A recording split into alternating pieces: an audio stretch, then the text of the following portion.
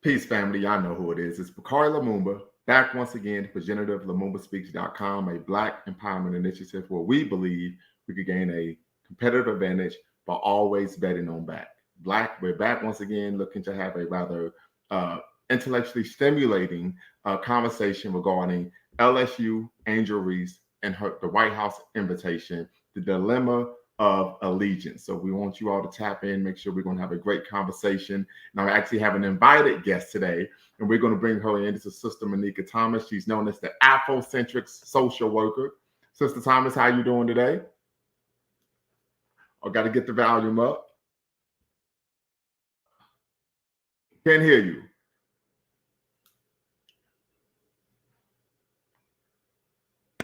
Can you hear me now? Yes, sir. Yes, I can. Yes, I can. Okay, great. Very good. So before we get started, I'm going to go over some ground rules, and of course, we're going to allow you to introduce yourself and let people know a little bit about you and how to get in contact with you. But as you all know, here at Lumumba Speaks, always have to go over the ground rules. So first and foremost, diversity of thought is welcome. Don't matter if you're on the right, if you're on the left, or if you're right down the middle, if you have an affirming opinion or even a dissenting opinion, it's welcome here at Lumumba Speaks. Number two, no racial epithets of any kind can be used, irrespective of a person's political ideology, personal values, or even their geographic place of origin, right? We have to make that claim now because we know people out here on that other stuff, right? And so we know that this is a space for Black empowerment. We know the first end of Black power is what? Self-respect. So we want to respect ourselves as Black people, as African people. So no racial epithets of any kind can be used. Number three, facts over feelings. You all know that. And what do I mean by facts over feelings? That means we're going to attack the argument that a person is making and not the person within itself. That is ad hominem. I don't care. And I think that when a person attacks the person, it's because they really don't have a valid point to make regarding the argument the person is making. And then, of course, number four, no fundamentally false statements. So you can have an opinion, right? So you can say, I think Michael Jordan's better than LeBron. LeBron's better than Jordan. Who freaking cares, right? But if you were to state LeBron James only won one championship, that is a fundamentally false statement. And then I'm going to have to give you the aha moment, right? Pull you off the stage like at the Apollo, right? So with that being said, and then last but not least, as you all know, here at Lumumba Speaks, our mission is neither to exonerate or vilify, but simply to challenge conventional wisdom and re-examine what has been previously accepted as fact. So with that being said, Sister Monica, how you doing today? I'm doing good. I'm glad to be here. Thanks for having me. No problem. I appreciate you, sister. Appreciate you. So before we get started, you're known as the Afrocentric social worker. So tell us a little bit about who you are, how people get in contact with you, and then what makes you the Afrocentric social worker. So again, my name is Monica Thomas. I'm a clinical social worker. So I went to the Ohio State University for my master's degree in social work. I also did an undergrad degree in social work. So with the degree, I've worked in a variety of different areas within the social services profession. So I've done foster care, adoptions, work for children's services. And then recently I started my own private practice. So one of the reasons why I started the practice is because I wanted to be able to provide therapeutic mental health services within the African-American community. Because one, there's a shortage of therapists and social workers providing culturally relevant therapy within the community. And I also think that there are historical traumas that we've experienced that sometimes don't get brought into therapy or are marginalized or not really brought to the forefront. And traditionally, white therapists don't really know how to manage or handle some of the issues that we bring into therapy. So I wanted to provide a space for that. And in terms of the Afrocentric social worker, what that entails is creating a community primarily of African-American social workers who maybe feel within the profession, because the profession is mostly females, but Black females represent the second largest group within the profession, with white females being primary. Same with teaching, and probably nursing too. So a lot of social service professions where we work within the professions, but we still experience a lot of microaggressions. We still don't move up in leadership positions. There's still a lot of stigma around why we receive social service social services in general.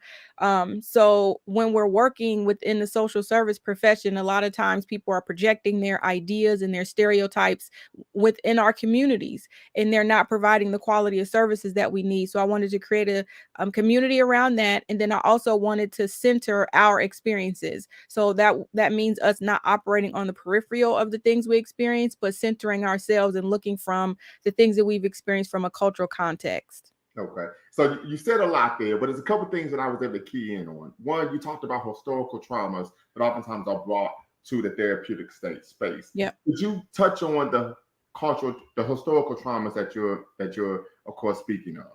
Yeah, so cultural trauma meaning the way that we connect with each other, or lack of, the way that we communicate with each other, the types of language that we use toward each other. So because our community has historically experienced a lot of abuse, a lot of violence, oftentimes the way that we communicate with each other is very violent. Oftentimes the way that we discipline our children is very violent. So we picked up a lot of ways that we've been treated historically, and then we carry those into our family dynamics and our family relationships, and we never question where those patterns and behaviors came from. Okay. So I attempt for people to kind of go back, the whole idea of Sankofa, to go back and fetch it, to kind of think about, where did these behaviors stem from? Why did you carry on these behaviors? And then what would it look like if you created a new family story? So that's some of the work that I do. So it's looking at language, communication styles, discipline, the way that we perceive male and female gender roles. So it's kind of looking at all those dynamics and expectations, the relationship between the mother and the son, the mother and the daughter. So it's considering all those ways that we've been impacted historically. Okay, I'm gonna have to get you on here for part 2 of the son husband epidemic, right? Yeah. Definitely get you on here for part 2. So very quickly before we tap into, of course, the conversation that we're going to have today. And family, if you're watching, the link is in the description. The link is also in the chat. If you're watching, make sure you hit the subscribe and like button, hit that notification bell as well. Now, you spoke on microaggressions. So some people, lay folk, may be unaware what a microaggression is. Could you provide a definition? Sure. So I typically provide the definition, which means it's all of the subtle ways that you perceive that you're being verbally assaulted, psychologically assaulted, but it, in the context of you experiencing it, is being minimized or pushed off as something that's actually unreal or that you're not experiencing. So that could be in the form of a conversation where someone is saying something insulting, but they're saying that it's actually not an insult. Right. Oh, you're pretty for a dark skin. For a dark skin, that would be an example. Or right? You're smart for a black person. Exactly. Well, you're different. You're not like all the other black folk I know. Those exactly right. So it comes across as a compliment, but it's kind of what we call like a backhanded compliment. So I didn't know black people own businesses. Look at you. Absolutely. It's a racial undertone, a racial stereotype, and a racial bias. That's the undercurrent of the compliment. Okay. So and typically we pick up on what it is, but when we attempt to call it out, it's always invalidated or saying that we're being too sensitive, oversensitive. Yes, absolutely. Absolutely. So it's all the ways that shows up in the workplace, because that happens a lot, and just everyday interactions when we're out in public. Got you. So let's turn our attention to the conversation that we're going to have. Angel Reese, LSU, White House invitation. For those of you who do not know, have been living under a rock, have become a recluse, right? Angel Reese, SEC Player of the Year, high school McDonald's All-American from Baltimore. So shout out to Charm City, right? Transfers to LSU, leads them to a national title. I think she set a record for most double-doubles in the season. She averaged 23 points, 15 rebounds, outplayed Caitlin Clark in the second half of the national championship game. And there was some controversy, right? She did the John Cena, you can't see me, pointed to the ring finger, right? Yeah. And I'm like, that's what I'm talking about. Go get it. She got a lot of pushback from sports commentators on Twitter, even during the game. That's unprofessional. She's a thug. I mean, almost tantamount to the Richard Sherman situation, where he was celebrating and kind of became a bit emotional when they were able to make it to the Super Bowl years ago. However, we didn't see that same kind of vitriolic type of rancor for Caitlin Clark when they won their Elite Eight game to get to the Final Four, where she told the Louisville player, "You can't see me. Shut up. You're down 15." Right. So that many would argue that there's a racial dynamic here. We know Title IX has been championed as really leveling the playing field for women's sports, women's college athletics. However, some have argued, particularly William C. Rhoden in his seminal text, $40 million Slaves, that Title IX really was for white women, right? And that white women have been the ones who have really benefited socioeconomically from the inroads that Title IX has made. So what do you say to that? So I agree with you. I do believe that there's a racial undertone. Not only is there a racial undertone, but there's also a gender undertone. I think that plays out. And I think Angel pointed this out. If you listen to a lot of the interviews that she's given about the incident, when you look at men's sports and you have situations similar to what she experienced, where it's a lot of trash talking, and even in boxing, or you think of any sport that's a male dominated sport. I mean, that's the nature of the sport.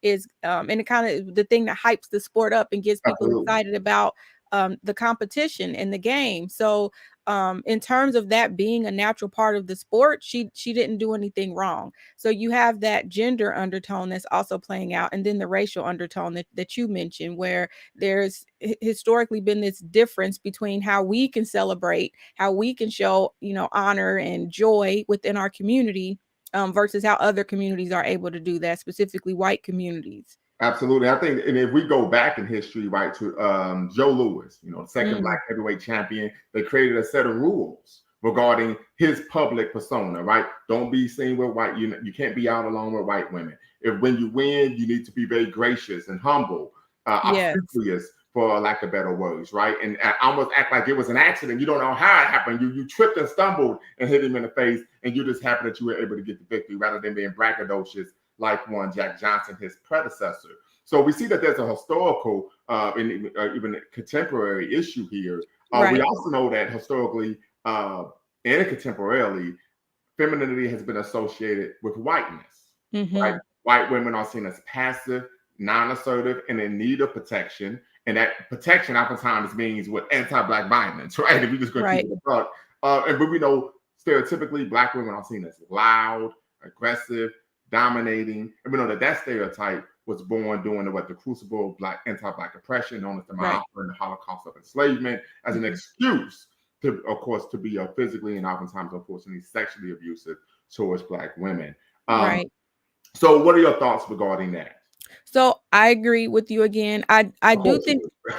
What'd you say? I said, of course you do. I mean, I do. I mean, I think it's a culmination of everything that you just explained.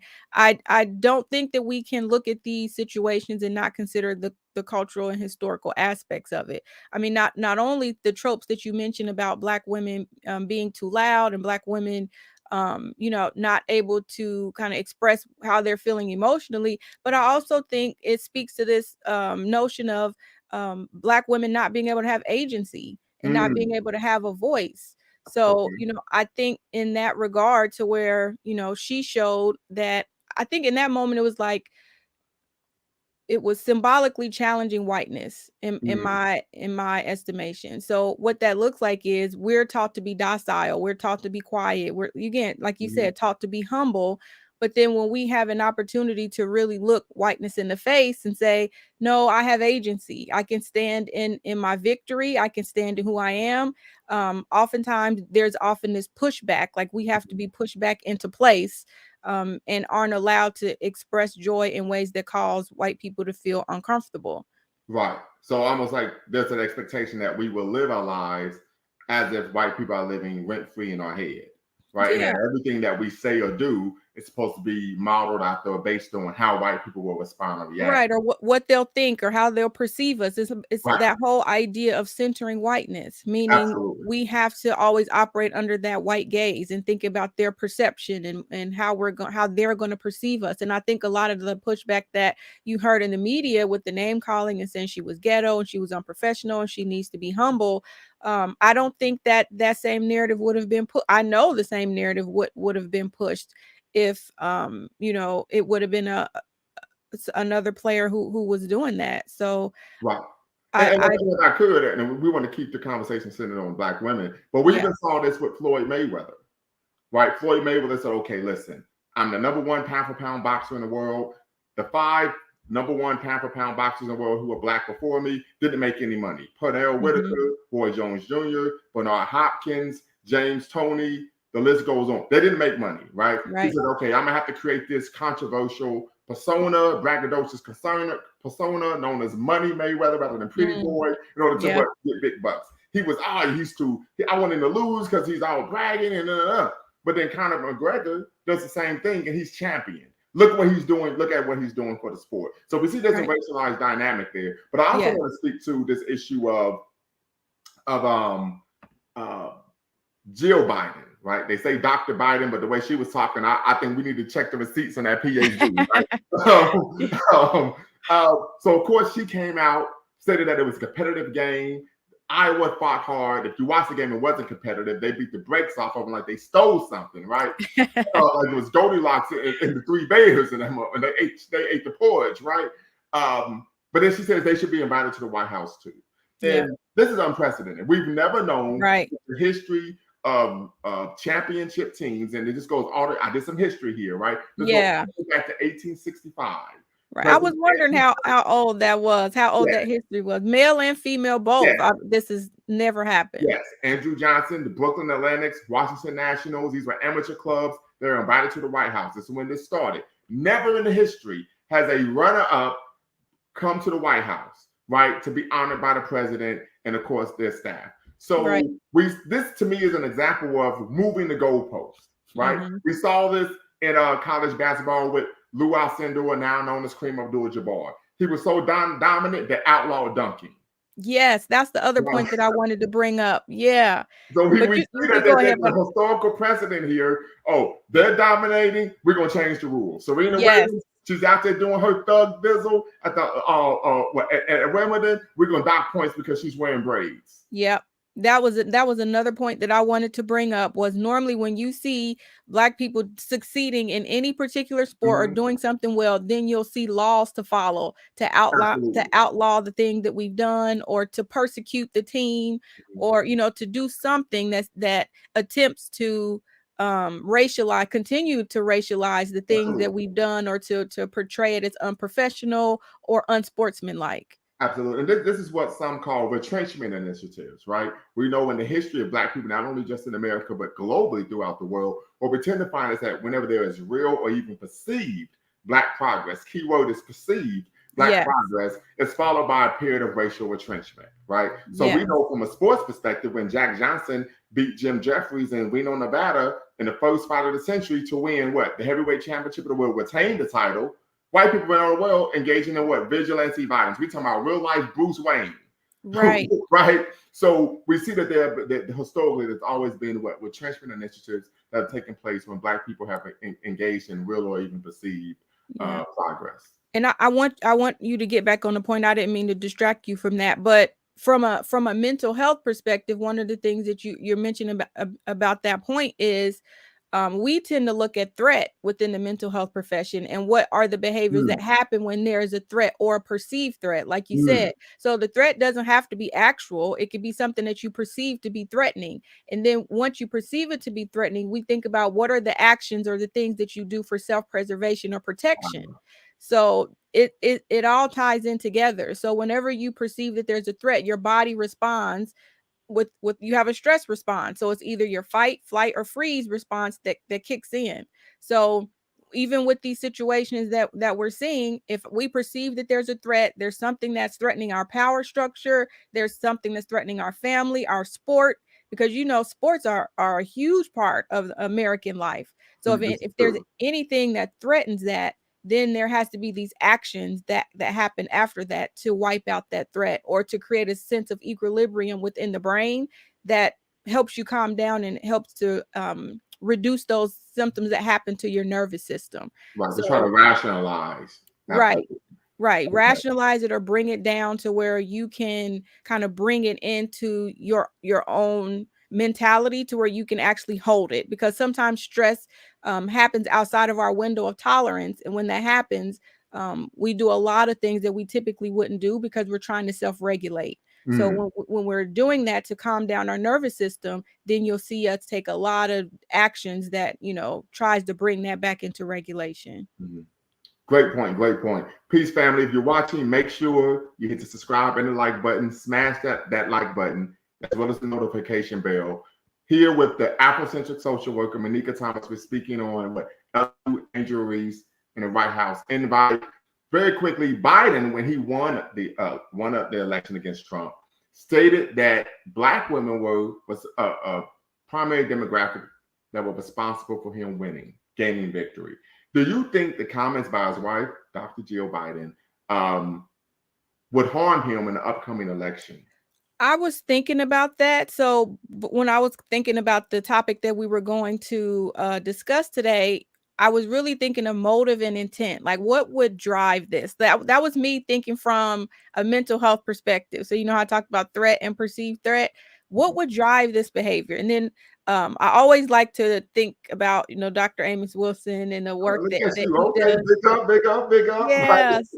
So he talks about, everything is political. So if I look at this situation, I realize that it doesn't happen in isolation. It happens within a cultural and political context, social political context. So with that, I had to think, okay, what would be the reason or the purpose for this? And I did consider, I said, let me go look up Iowa and voting and how the state has traditionally voted in the last 4 or 5 elections. And the elections have actually been pretty close, where in the last election, of course, Iowa majority voted for Trump. But if you look at elections back, they've been majority Republican. But then you had a year where there was a stint of Democratic votes as well. So I did believe that, this was Jill Biden's way of securing those votes within the state of Ohio, in the state of Iowa, really trying to position them politically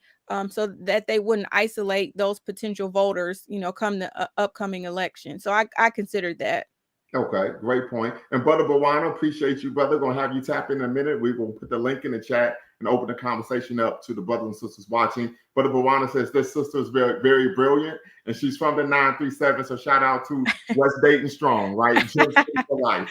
Yeah. So with that being said, and we spoke on the historical and even contemporary precedent, what are your thoughts on Sister Reese pushing back and saying, you know what, I don't want to go to the White House. I would rather want to visit Obama, Michelle, and Barack. What are your thoughts on that?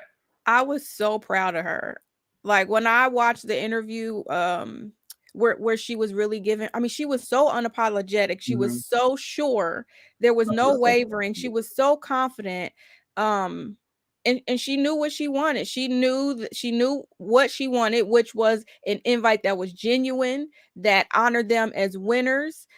Anytime you hear her speak, she's very confident. She doesn't back down from her beliefs. She's very firm in kind of calling out systems as she sees it and how they've impacted her as a woman, as an athlete, as a female athlete. So I thought it was amazing that, she really spoke out and said, no, thank you. Because a lot of times we're punished when we speak out and say, against the system and say, no, thank you, I'm good. But, she represented herself. She represented her team. And I think that, she took a very strong stance in that moment when other players may not have done that. So I was very excited for her that she took a stance. Now, I don't know if she understands the gravity of the stance that she took or the repercussions of the stance that she took, but I did appreciate the fact that she said, I'll go where I'm welcome. And, I think a lot of times within, the way that we navigate these systems, those are the hard decisions that we have to make. And for her being so young, recognizing the fact that, these are the decisions. If you want to be great in this country, like, these are the types of conflicts that you'll come to in your life, and you're going to have to take a stance. And she absolutely did that. So I was proud of her. Absolutely. I felt that her clap back was epic, right? Yes. If you want to do a talk about a master class of clapping back, right? this would be something I would share with my students, right? Like, listen, if you ever you in a situation when to clap back, this is how you do it. But I think the biggest issue was she was articulate. Yeah. She was well spoken. Yeah. Right. and she was confident, right? So there Yes. wasn't any wavering, and you just she knows what she's talking about. She Yep. talked about how this had personally affected her throughout her life, that she was being marginalized, and you're not this and you're not that, and all of the above, and say, but hey, I'm me, and that's good enough. And we know that historically in America, Black people, African Americans, have always been told that if you do this, and if you do that, and if you do this, then you will be accepted. And we know once we get to that bottom line, we still find ourselves not being accepted because of them proverbially moving the goalposts. For her to say, listen, I'm not jumping through hoops, right? I'm not running a 60-yard dash when it's supposed to be a 40-yard dash. I will go where I want it and where I am accepted. I think was absolutely brilliant. And I think we need to give a shout out to her mother and father, her mom and dad, because I'm quite sure they're the ones who instilled that in her. And of course, to Charm City, known as Baltimore, Maryland. Last but not least, and then we're going to open up the chat and allow brothers and sisters to tap in. Okay. I think she's in a delicate situation, right? Because her head coach is an avid Trump supporter. Right? And so when we talk about the delicate position that Black college athletes find themselves in, I think NIL has played a role in them being able to have more of a voice and be more of a personality and say, I can give my personal sentiments, my personal views, my personal statement regarding this particular issue, because now they had the benefit due to NIL. And of course, the transfer portal was saying, you're not going to treat me like I'm a dog on a leash. And if you try, I could go somewhere else and I could leave for greener pasture. But what do you think about that? Yesterday, I don't know if you played sports or not. Did you play sports? No, I ran track and I cheered, but okay, very good. So let's say, which one were you better at? Cheer. Okay, how would I would have guessed? Right? Very good. So let's say you're the head cheerleader, right? You're the best cheerleader and everything like that. And your cheer coach is a white nationalist who was going out and provocatively making statements to the public and media. How do you think you would have been able to navigate that situation as a young adult? That's why I was saying I don't know if she understands the gravity of, her making that stance in that position, because ideally I would imagine she would want her coach's support. So even if I wasn't in cheer, if I had anybody who supported me in terms of who's helped groom me, nurture me, help me develop my skill set, help me become a better player, I've not heard that she attributes that to her coach. I would imagine to a large degree that she does. But if she has any respect for her coach whatsoever, I would imagine that she would want her coach to stand by her and to support her in the decision. And I would imagine that happened to some degree for her to have said what she said in the interview. I couldn't imagine she would have went off and said that without them having some type of conversation.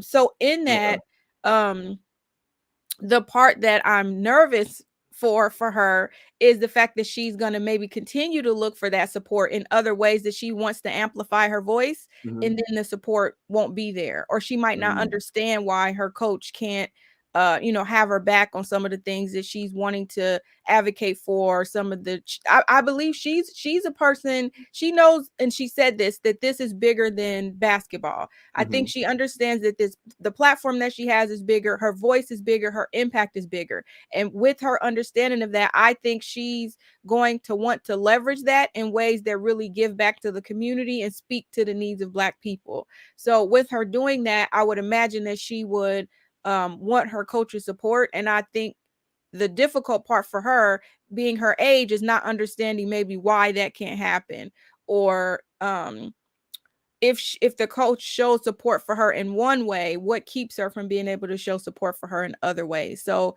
just her navigating the system is, really what comes to mind when I think about their relationship.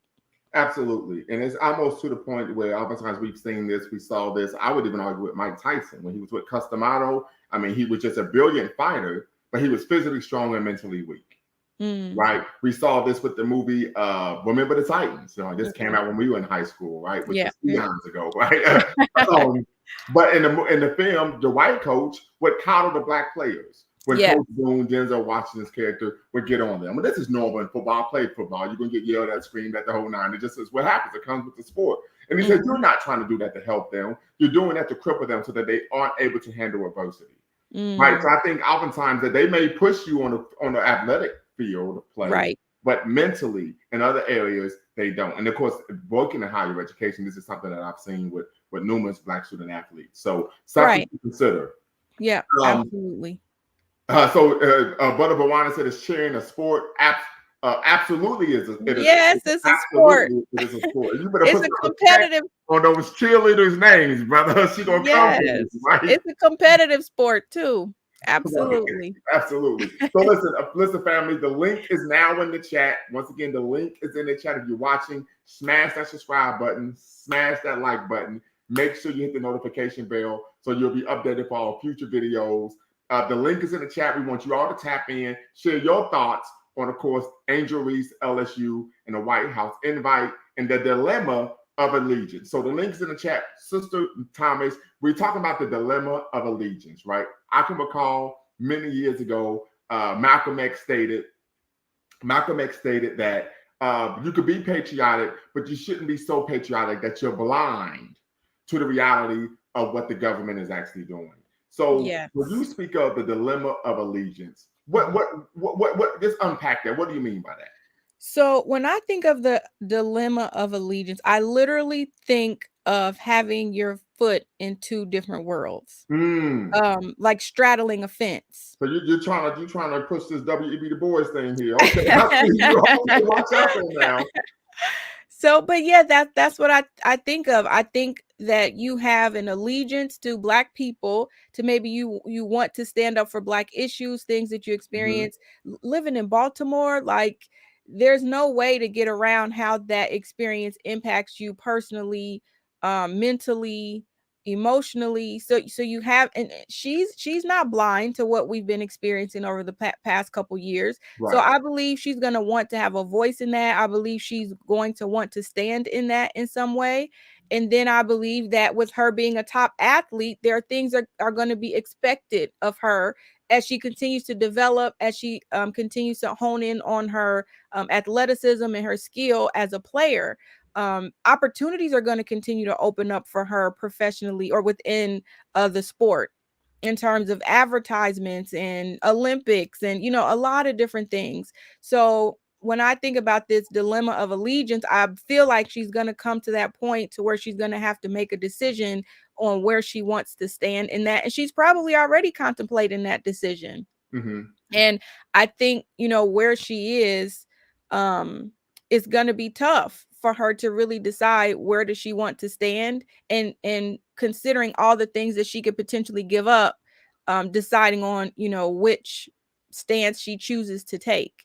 So that's kind of Yeah. what it makes me think And of. so let me ask you this, and then we're going to open it up. Mhm. From an ideological standpoint, where would you like to see, if you could help influence, where would you like to see her align herself? Oh, that's tough. So the reason why that's a tough question is because I understand what she has to lose if she fully aligns with, you know, African American ideology, Black thought. If she fully stands 10 toes down on being an advocate for Black people, she'll lose a lot of the opportunities that could potentially come her way. And I do believe that opportunities create um, a, a solid foundation financially for her to be able to do some of the work that she may want to do within the community.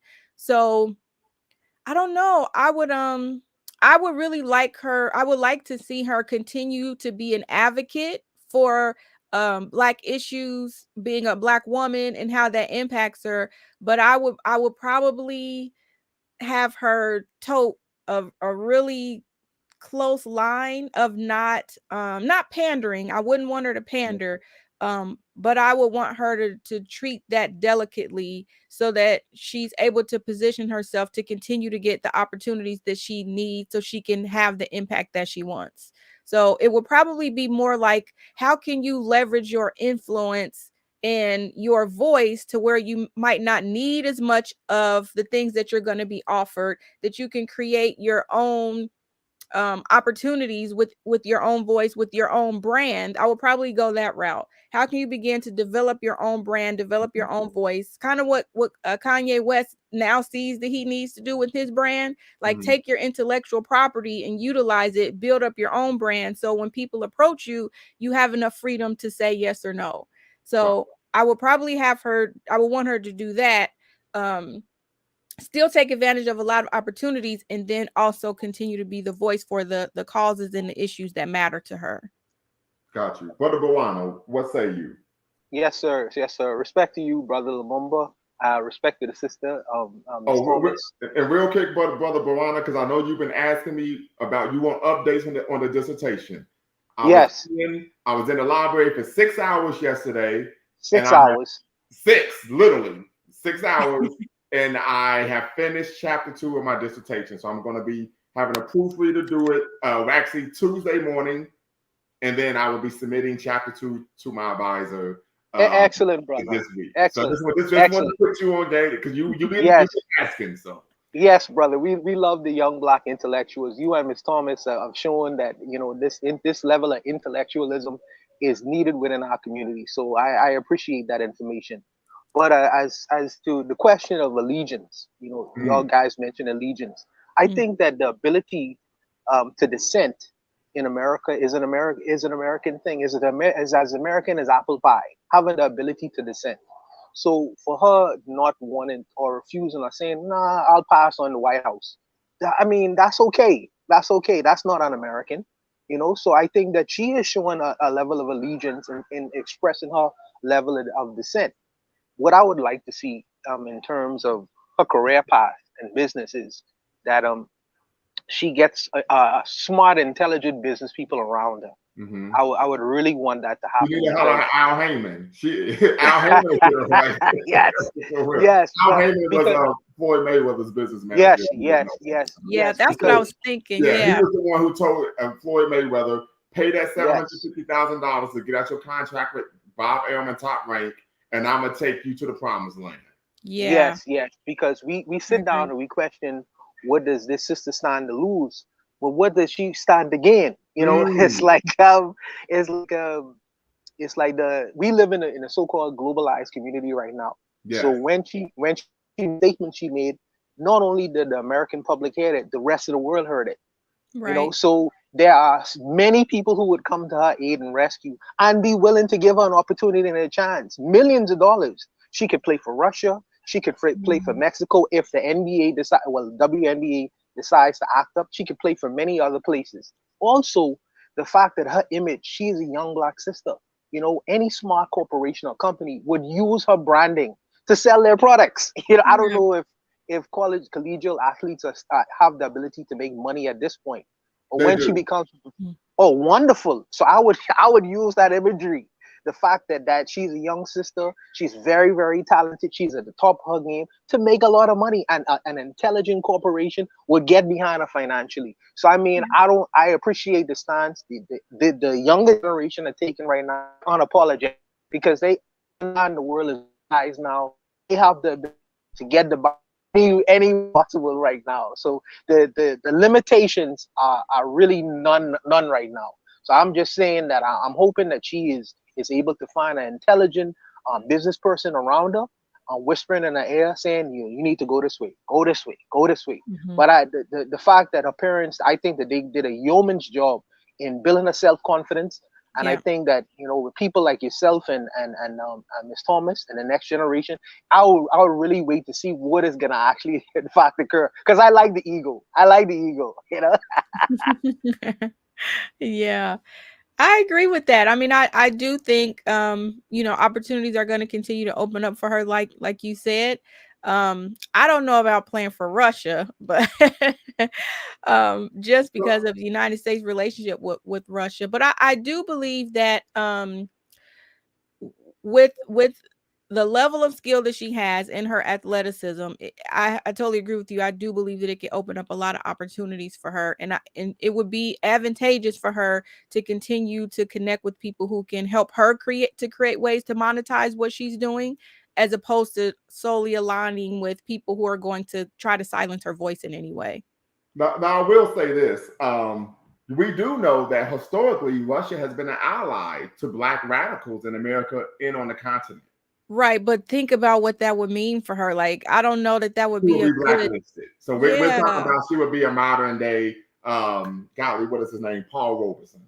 Yeah, I don't think that would be a good move for her. I mean, because like I said, if she continues to do well, which I would imagine she will, there might be again opportunities for her to play at the Olympic level one day. You know, brand deals and playing for Russia. Well, That's not.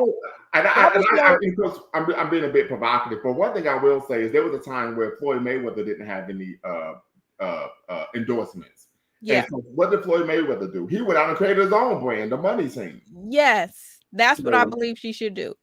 Yep. Yeah, and I would say this. I know my Zion will be having a couple of those shirts that she's going. You're right. So we will support. I will say that much. Yeah. He's ready to buy. He's ready to buy. I'm telling you, man. Wisdom never sleeps. What's the word, brother? From North Carolina, North Kakalaka. What's cracking? How you doing? How you doing to everybody? I'm doing quite all right. I may not be on the panel as long as I have some other things. However, I wanted to chime in on something that I've heard this about, and I missed the first part, but listening to a lot of people talk about this on their channels, there's a few things that no one dare to say. And one thing is this: why is it that Jill Biden felt so comfortable saying it? Just like her husband, if you don't vote me in black, I don't want my kids to grow up in the jungle. I don't want them to come and hit my grandmother in the head and all these things with his prison speech. Why? And then with Kamala Harris saying, no, we'll never do anything just for black people. No. Why do they continuously feel so comfortable to say these things? And mind you, Jill Biden has never yet to apologize. Her publicist said something she never did live because she will not. Mm-hmm. She is one of the old white mammies. Well, I will not say nothing. I don't care what you say about it. I'll let somebody else say I'm sorry or I misspoke, but I'm not going to say it. It will not come out of my mouth because I'm much greater than this. So let me say this. Do you know why they're so comfortable? Because the 90+% that we as a black collective continuously give our vote and our power away to them to make laws and things against us. We never sue police, anybody else. Whatever they say, we follow. Why? Because they feel like they make you feel that they're for you. And the Republicans are against you. So we're such a people of heart and feelings. They've learned and studied us so long that they trick, as long as we make their emotions right. That's why they can disrespect you with booty to the polls and no vote, no sex, all these things. That is so crazy. Mm-hmm. And when some of us that are trying to talk to our people, what do you mean? Trump just bad. Bush just bad. Whatever it is, it's always somebody making us feel bad on what they say, but we never look at the laws or the agreements we can get if we sit at the table. Because then they won't like us. The blue party won't like us, won't approve of us, won't pat us on the head or pat us on the back. So we, the collective people, that the one that give that vote away so easily and stay quiet, don't challenge, don't hold them accountable, is the reason why we're at this point with the president's wife, what they call the first lady, can say what she said and not personally apologize. We cause this issue. We cause it when our black males go through it. We still give the vote to the people that says these things. Now, next thing is this. All this time, the WNBA has been suffering and been held up by the NBA and monies from there. All of the female sports always talking about we're not paid equally, where you don't have equal revenue coming in. Now you have some of that masculinity coming in. Right now at the college level, which finally brought in the most watched views, the seats, the tickets, the advertisement, television, all of that finally was there. That's supposed to move over into the WNBA with these two people now bringing that swagger that they're missing. Okay? So they're bringing that now, but we looking at a racism situation, which we should be telling them, guys, just shut up. Let them make money. Bring Kobe and Michael or Kobe and Bird and Magic and Bird in the female sense into there. You've had shooters, but you never had swag. Got it? You had some people that can shoot and play, but they didn't bring in that competitive what do they call it? Not bullying. The word thinking about. But they never had that. Use mute their. Yeah, your mic is muted. Yeah, you're talking about the trash talk that Yes. I loved it, man. I loved it. Right. And guess what? I'm like, about goddamn time. You know right. But this is the thing that no one says. They still focusing on her, but Caitlyn herself, the white coming up of Larry Bird. Okay. She says that's what I do and that's what I want. Leave her alone because this is what we do. So if you can bring that over into the WNBA and free up some of the voices that's already there, was told not to act like that, and allow that to happen, then you can bring some people to the seats again, or eventually, and create the revenue. And then you can have people saying, "Oh, you don't like this, and you trash talk, all this stuff." They need some of that. Why? They already got a lot of women that they're trying to make so masculine way of doing things anyway. So let it be in the sport, not just in relationships. Let's start on the heel. Let it be in the sports. Allow them to get that pressure off. They play hard. These people, just like cheerleaders, Miss Thomas B, they work hard all their life when they said, "This is what I want to do." There's a lot of broken bones. There's a lot of bleeding, sprained ankles, concussions, even in cheerleading when they drop and fall to the floor. Right. Even in the floor exercises, where they have mental breakdowns. These things happen with the females trying to do a sport that they love, that they want to do. They have idols in their own realm. We might not know who Miss Thomas idolized in the cheering realm. Older cousin, sister, friend that came before her, somebody that went to college. She saw these people, and she says as a girl, "That's what I want to do." And she found out it is hard. It is work.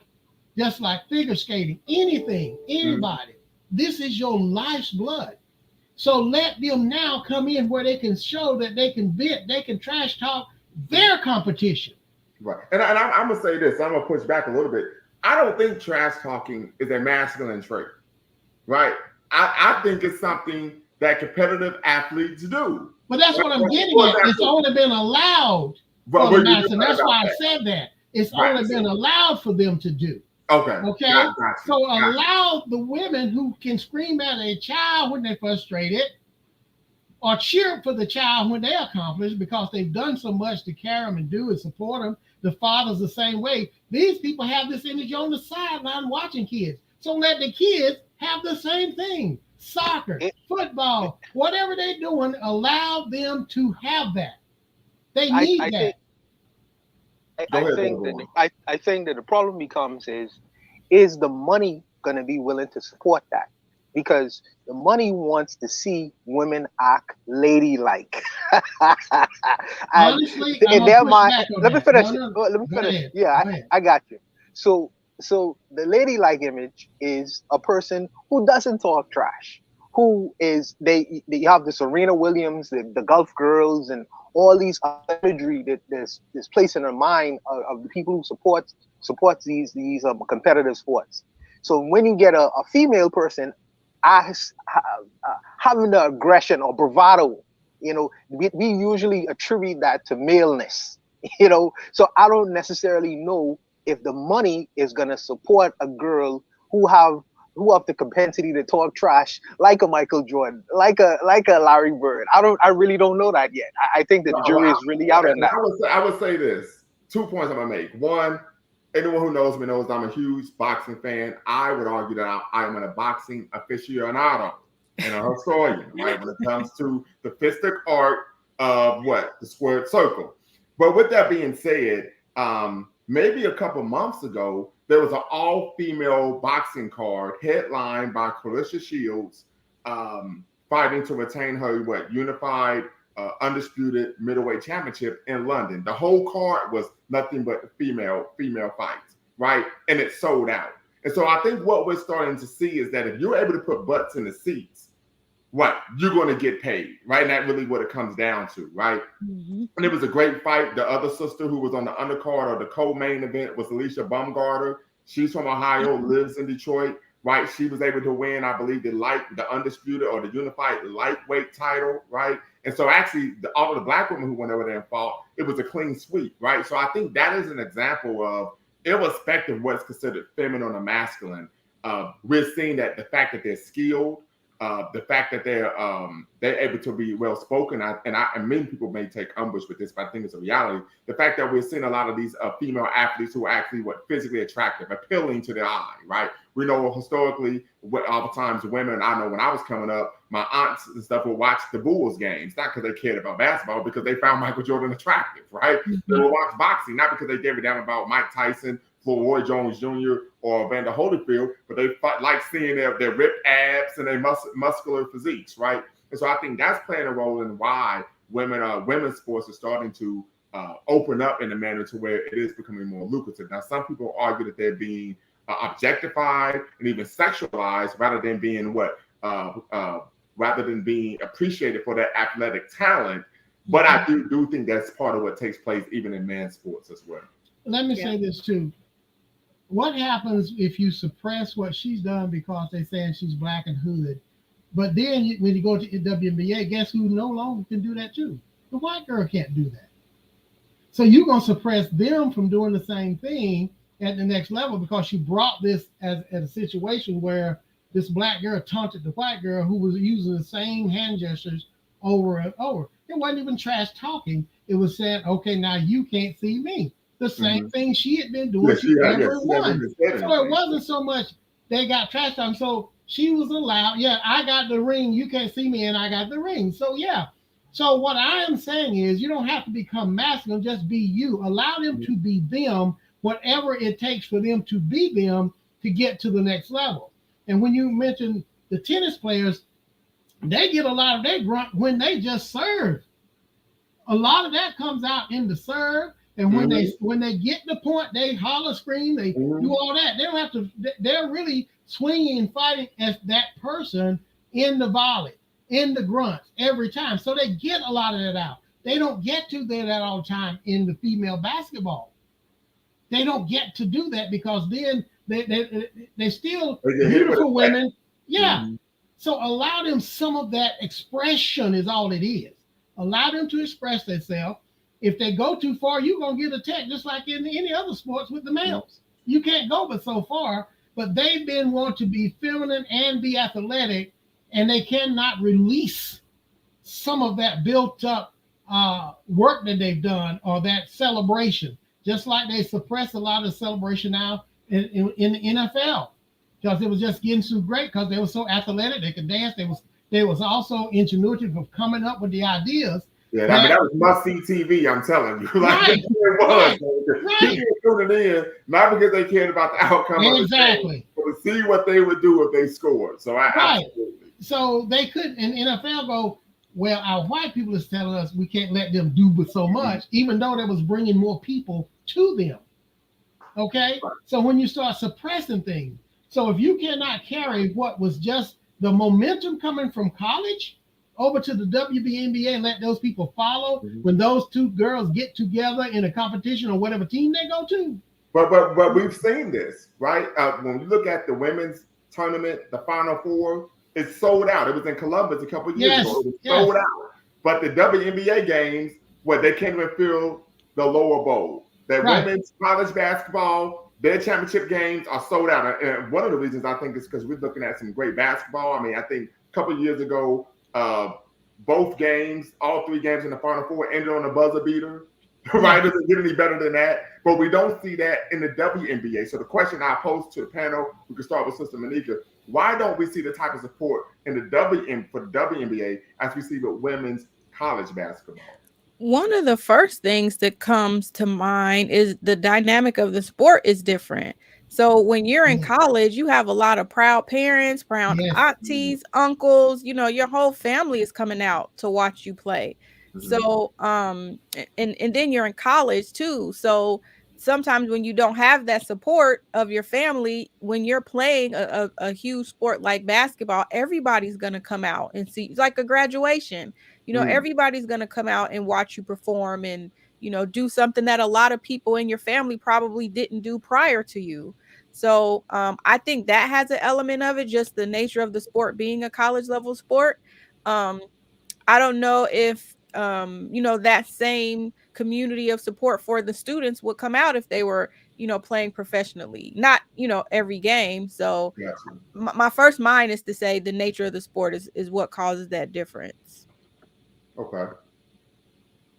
And to add to that, they don't give them the same budget to invite family the same because they don't have all that money like NFL and NBA.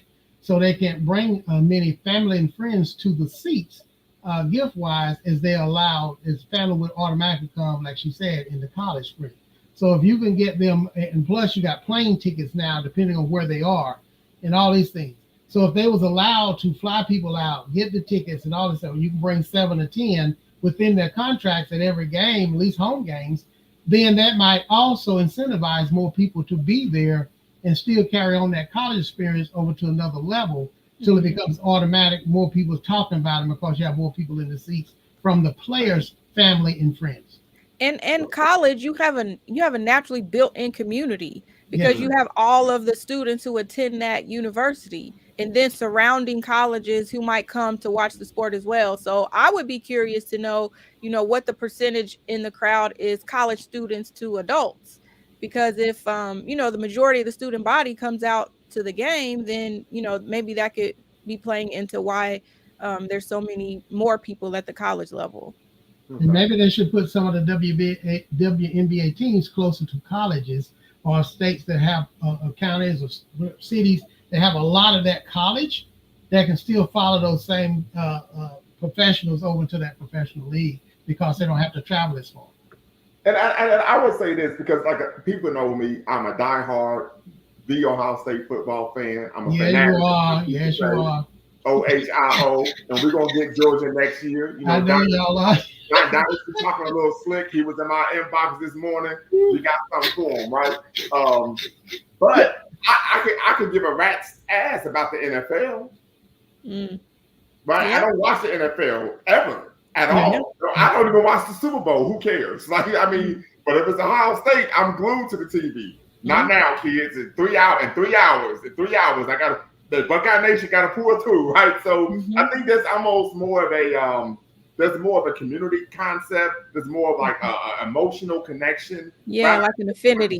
Professional sports, it really comes to a point where this is the business. Yeah. I think that. I think that the WNBA need to do the same kind of magic the NBA did. I think that the owners need to really invest in star makers. The same format that they did with Michael Jordan and the shoes. I think that they could maybe solicit more corporate interest into creating kind of this like star-like atmosphere. They create these imageries of Michael Jordan and Magic Johnson and all these other kinds of people, and then you put the clothing behind them, and then you put the shoes behind them. I think that if you would have the ability to create the same kind of atmosphere, I think that you would see more people actually come out. You need to create stars within the WNBA. Now, there are standouts in the WNBA with people who don't necessarily watch the game itself. But I think that what made the NBA popular is people who would never necessarily would have watched the NBA knew who Michael Jordan was, knew who Magic Jordan was. So I think that the same kind of thing that went into the NBA, I think that you could perform the same kind of magic within the WNBA as well. I think a great example of that is in tennis. The same was said for Serena Williams. Yeah. Right. I mean, she was the highest paid tennis player in the world, male or female. But I do think the type of sport matters too, because I don't know that if Serena Williams was playing basketball, if she would have got that same level of notoriety around the world. So I think whenever there's a sport that is equally equivalent to a male sport, I don't know that women get that level of highlight when it comes to kind of pushing them out into the forefront. Now, gymnastics, they'll do it. Tennis, they'll do it. But, in terms of a male-dominated sport, I believe that America wants to prop up their male sports figures and kind of keep those people at the highlight of, what makes America great in terms of athleticism. But I don't know that, a similar female sport, they want to do that same thing or have that same level of public image around their that sports may be figures. true. I think a good example is the United States men's national team, the soccer team, and then the women's team. The women's team has been dominant. They tend to always compete or even oftentimes win the World Cup. The men's team, they're trash. They get bounced out on the first or second round every World Cup. However, I think the men's team and the women's team make the same amount of money, even though the women's team bring in much more revenue. Right. So I think that would be an example to what that's speaking to. Well, in the soccer, because I played that in school, what you have to understand about soccer is women didn't start playing soccer on a competitive nature that many years ago. It's always been mostly men, especially foreign countries. It just came to the U.S. to really be pushed in the last 10 years really heavy. Well, let me say this, because I remember Mia Hamm had the Gatorade commercial with Michael Jordan in '98, where they were on the basketball court with the song was "Anything You Could Do, I Could Do Better." Jordan crosses her over, hits the jumper. Then they were on the soccer field, and she crosses him on the soccer field and scores the goal. Yeah. And I remember that was the year that they beat China in the Rose Bowl. I got a mind like a steel trap in the Rose Bowl in '98 to win the World Cup. And I remember the white woman, when she hit the game-winning goal, she actually ran out on the field and took off her jersey and showed. I remember that. So that was an iconic moment for women's soccer. And we saw that the star of the team was given the marketing deals, were given commercials, so on and so forth. So I think it can happen. But that was also controversy around that moment, though. Yes. Like that was a big deal when she did that. Yes. And also, it was the late 80s when they really started focusing on. It was the late 80s when they started really focusing on women in soccer. It wasn't. That's why it was such a big thing when it happened in the 90s. But if you go back, I don't know if you were born back then, but during the days of Pelé, who just passed, he was the greatest thing of because it was all about the men's sports. Because remember, it wasn't a U.S. thing as much then. So with the U.S. now plowing forward. Because it's not still as international, but it is strong. And because that the teams that play male soccer, they fight tooth and nail all the time. So it's going to be harder for a team from the U.S. that does that football. Their football is still NFL, basketball, baseball, and all these things. So they're coming into an arena that is mostly foreign still to them to try to catch up. Wherefore the women actually came in almost together. Mm-hmm. When they started the women, everybody was kind of on equal playing field. The foreign women didn't have no more advantage than the American women. That's why they can really say, you know what, our men can't do it. Let us take something and run with it. And that's why they work hard at it and they become proficient at it because they're learning just as their counterparts was learning. Wherefore, you had the Spanish people and everybody else was long ahead of America when it came to soccer. Right. And that's where the name come into soccer because they had to differentiate from the American football. Right. So when you hear people over in other countries talk, even the announcers say football. Yeah. You see, and then they have to sometimes say, well, the American football is going to be broadcast such and such. They rarely ever say, they never say soccer, so to speak, in other countries, even on their radio stations. And broadcast, they still call it football to this day. Yeah. So yes, things can happen. I just believe, like what was it? Bawana said, you have to be willing to put the money behind that to create the star. So let's say these two young ladies are coming out now. There should be some marketing. There should be some good sponsorship with their shoes and then all that stuff before they even get on. By the time they get on the team and get ready to play, they already got their name even branded even further. Now I will say this: I don't want the young lady to try to take up black issues and causes outside of what she already feels that she want to talk about just because of this incident. That's the mistake a lot of us make, allowing our collective mouth shut black people throw you out there and let you get shot up like King and everybody else. I'm just saying it for real. And then you go, oh, well, but you push her out there to try to say something. And then she loses what, as Thomas was saying earlier, she can lose her business side of who she is.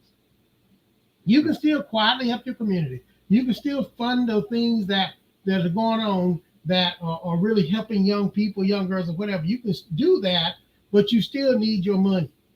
You still, after everything's said and done, how are you going to live for people who are always begging for somebody else to give them something? Okay, so I believe that she should say, this is the incident it was. They brought the attention to this. We didn't do it. So they showed you who's the still racist people are when it comes to me doing something versus what the white counterpart does. But she and I have no problem. We're going to play basketball, and we're going to go continue to play basketball. I believe they should both be seen together talking about it. That's what should quiet everything down. The way the media wants to do is separate. Right. Versus saying that WNBA should put a squash to it because they're going to bring these girls to the team. They should be sitting them down together, doing an interview together, let them talk, laugh about it, and let the world see that before they even drafted. Now, Caitlin did. Now, the young white lady did say, "I don't see anything wrong with what she did. She said that. Game, so on and so forth." And I do think one of the issues in the WNBA is that we've seen anti-Black racism in the WNBA. We know that when the young ladies, the athletes came out and they protested for the LGBTQ community, they said, see, they're more than an athlete. They're leaders. They're role models. They're someone to look up to, so on and so forth. When they came out and protested Black Lives Matter, they fined them. Right. It's whatever agenda they want, that's what it's okay. So what I'm saying is each one of them done separate interviews. They need to be seen together talking in an interview together. Live, sit right side by side to squash this right before there's I know they're going to do the draft, tonight or tomorrow, whatever it is. But even if they don't do well, neither one of them are eligible. So in the WNBA, their bylaws, you have to be 4 years removed from high school to be drafted. And so both of them are going into their senior years next year. Okay, before the senior year, they should right now, they should squash it and put them in a giver together, let them talk, let them laugh, and just look at each other and say, and she might say, well, I'm going to still do this to everybody too. And I want her to do it to me, and I'm going to do it to her.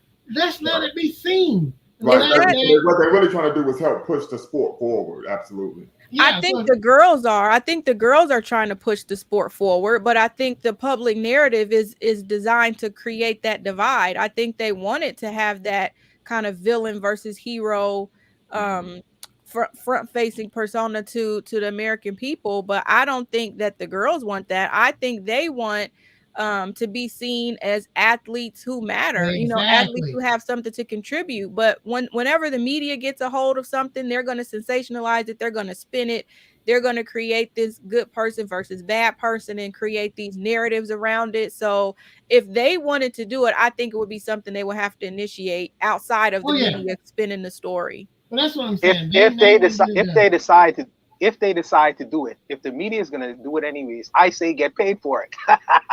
If you want to have this good guy versus bad guy, I say get paid for it. And until these guys are professional in their professions and doing the things that they need to do, that's what I would say. Well, I would love for them to do it together and do the hand again right there. Say, look, next game we still gonna do this to each other, and so that leads to what? Another good season coming up. You see what I'm saying? That's really going to be something to watch every time. So they talk to each teammates people separately, but they never let them talk together. They should do that and let it go forward, because then they can now bring even more attention to the sport for the next year. Like you said, they're not eligible to go. They got to play one more time. Caitlin them may win it next time. They may not have the same foundation of people. But guess what? They brought it to more attention beyond that championship, because nobody talked how good LSU played against them. South Carolina, they lost. It was a close game, 3 points, I think it was. But LSU said, no. We go out here, we dominate. And that's what they did. So it wasn't such a close game. It might have been I don't know. I not say nothing. I don't know wisdom. Wisdom never sleeps. I think that it good togetherness is a good thing, and I don't dismiss that. But I think that what puts more butts in seats is conflict. The whole drama. Exactly. This is putting the butts in the seats. Yeah, so people want to see people hug, but people like to see a fight as well. So Exactly. I mean, if they can express it on court and get paid for it, I would try to do that.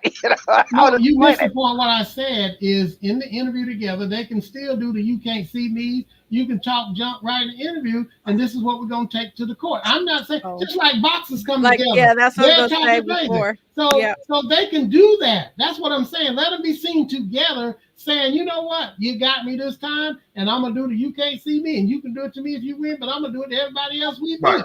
That's what I'm saying. Yeah. Let them be together and do it where everybody can see it don't bother them as female athletes. Then it takes off for money.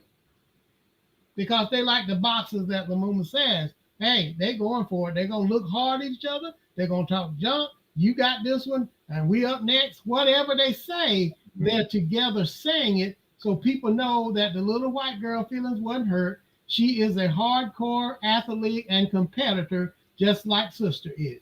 Understood. Yeah, she come from the snow, the uncome from the rain and the fire. So that's all it is. They do it together and stop letting the media do the narrative. Yeah, I agree with that. Final thoughts before we close out. I'm just gonna say this real briefly. We need to stop having this false outrage. Let somebody else push us to outrage because it's their narrative and not what we really stand for. And we got to be the ones rush out here and side with what they say. We'll say, yeah, I know the other girl did it, but she walked too much. She followed her too long. And who cares? We need to sometimes shut up or stand up. But don't be talking loud over nothing that you really not supporting just because you want some views or just you want pat on the back because you still want to say what they say. And don't realize you're helping dig the grave of yourself more than anybody else. So my thing is stop letting someone else tell you how to think and say. If you're going to support your people, support them rightfully, support them economically, and sometimes just being quiet supports them more than trying to talk. No. Yeah, because what you don't want to do is come out, speak on something you don't really know what you're talking about, and it hurts the movement. That's a great segue very quickly. But Bawan, I think we talked about this once again. Absolutely. I absolutely agree with Brother Wisdom. You know, I think that leave the Pan-African politics to brothers like Professor Lumumba who study the business of this. You know, we in a different. It's like you are in a different lane. You are not in that lane. You're in a lane to be a great athlete, to have people look up to you, to whatever. But privately, whatever financial interest that you may want to contribute to, absolutely, you could get involved and do things like that. So you are not the person to hold a microphone. You are the athlete. So be an athlete. Stay in your lane. But I'll stop there. Thank you, brothers and sisters. Mr. Thomas, you've been great. Go ahead, brother. If I could, very quickly before you all go, we saw this with Deontay Wilder, right? Yes. The build up to the first Tyson Fury fight, which ended in, of course, a disputed draw. Tyson Fury's team, the media was hyping up this whole issue of how he had bounced back from his issues with drugs and depression.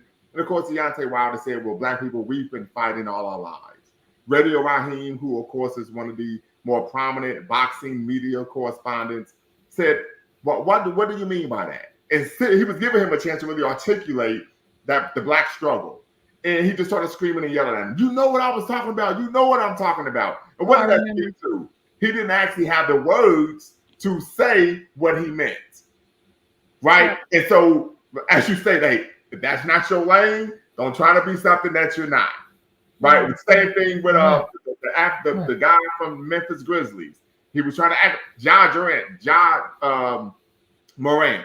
Don't be trying to act like you're a thug when you're not. People who are in criminal activity, most people who are in organized crime, they go out of their way to try to show that they're legitimate businessmen and not associated with criminal activity. Right? If we're just gonna keep it a buck here, right? And I would say I read about that, not that I know personally, correct? Right. So I agree with you 100% that listen. Stay in your lane. If you want to support some issues, you could be more powerful supporting those issues, right? Financially putting up the money, so on and so forth, than going out and trying to act like you're something that you're not. And I'm going to say this and then I'm going to shut up because I'm monopolizing the conversation. But we even saw this a bit with Muhammad Ali. We know he had that great soliloquy where he said, "You're my oppressor when I want freedom. You're my oppressor when I want democracy, to be a con, never call me the N-word, so on and so forth." But Muhammad Ali was not an intellectual. He was not. Far from it, right? so much so that when he was in the Nation of Islam, he simply parroted whatever Elijah Muhammad stated. And when Elijah Muhammad transitioned and his son Wallace became the head of the nation, he simply parroted whatever Wallace said, even though Wallace took the nation in a completely different trajectory in terms of Islam, and they became Orthodox Islam and dropped the political issues. So just something to really be cognizant of, that sometimes we say we want athletes to be X, Y, Z, but then when they put their foot in their mouth, we're like, hey, well, what the hell is going on? Well, it's hard for you to be intellectual if you're work on the field or on the court or on the tennis court or whatever, practicing your craft every day. Yeah, that's true. Yeah. So like I say, final statements. I appreciate the discussion. I've learned a whole lot of different things in regards to the sporting world, and I appreciate the sister for coming to the panel, dropping some game, and Mr. Wisdom as well, and Brother Lumumba. You know how we go. So I appreciate the time, brothers and sisters. I'm out. Thank you for everything. No problem. No problem. And thank you. And I'm gonna say this. I'm gonna let Sister Thomas close you out. Yes, I just want to say that, like I said, I don't always get on lives a lot as I would like to. But like I said, we as a collective body need to stop voting for our own demise and then have selective outrage when it's we who put the situation as it is. So a lot of times we need to support those that have the true mouthpiece, the true knowledge, the true intellect, the true drive, and also the no fear. So we need those people, and we need to put the money behind it. Be quiet, but keep your wallet open and your mouth shut. That's what I want to say to a lot of things. And I will say this about the Ja Morant. He had been told that he's such a pretty boy and soft so long that when he got money, he decided he wanted to try to go in a little bit different direction and prove that's what he's not. Because before that, it wasn't even 3 weeks, a month, maybe, they told him he was soft on the court, soft and pretty boy, soft. So he started tatting up. And then it wasn't long before he's gonna mess up. So then he says, I'm not going to change who I am, but I also realize what I have to lose, what we have to lose. Well, that's also a double standard. You can't do that. You can't say, well, who are you? You haven't told anybody who you really are, because you said that in the midst of the conflict of what you recently shown.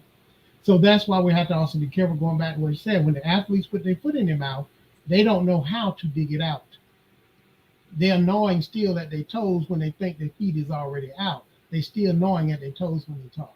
So it's been great being here. I'm going to play back the first 30 minutes that I missed so I can hear what I did miss because I'm sure it was great. All right, y'all enjoy y'all evening.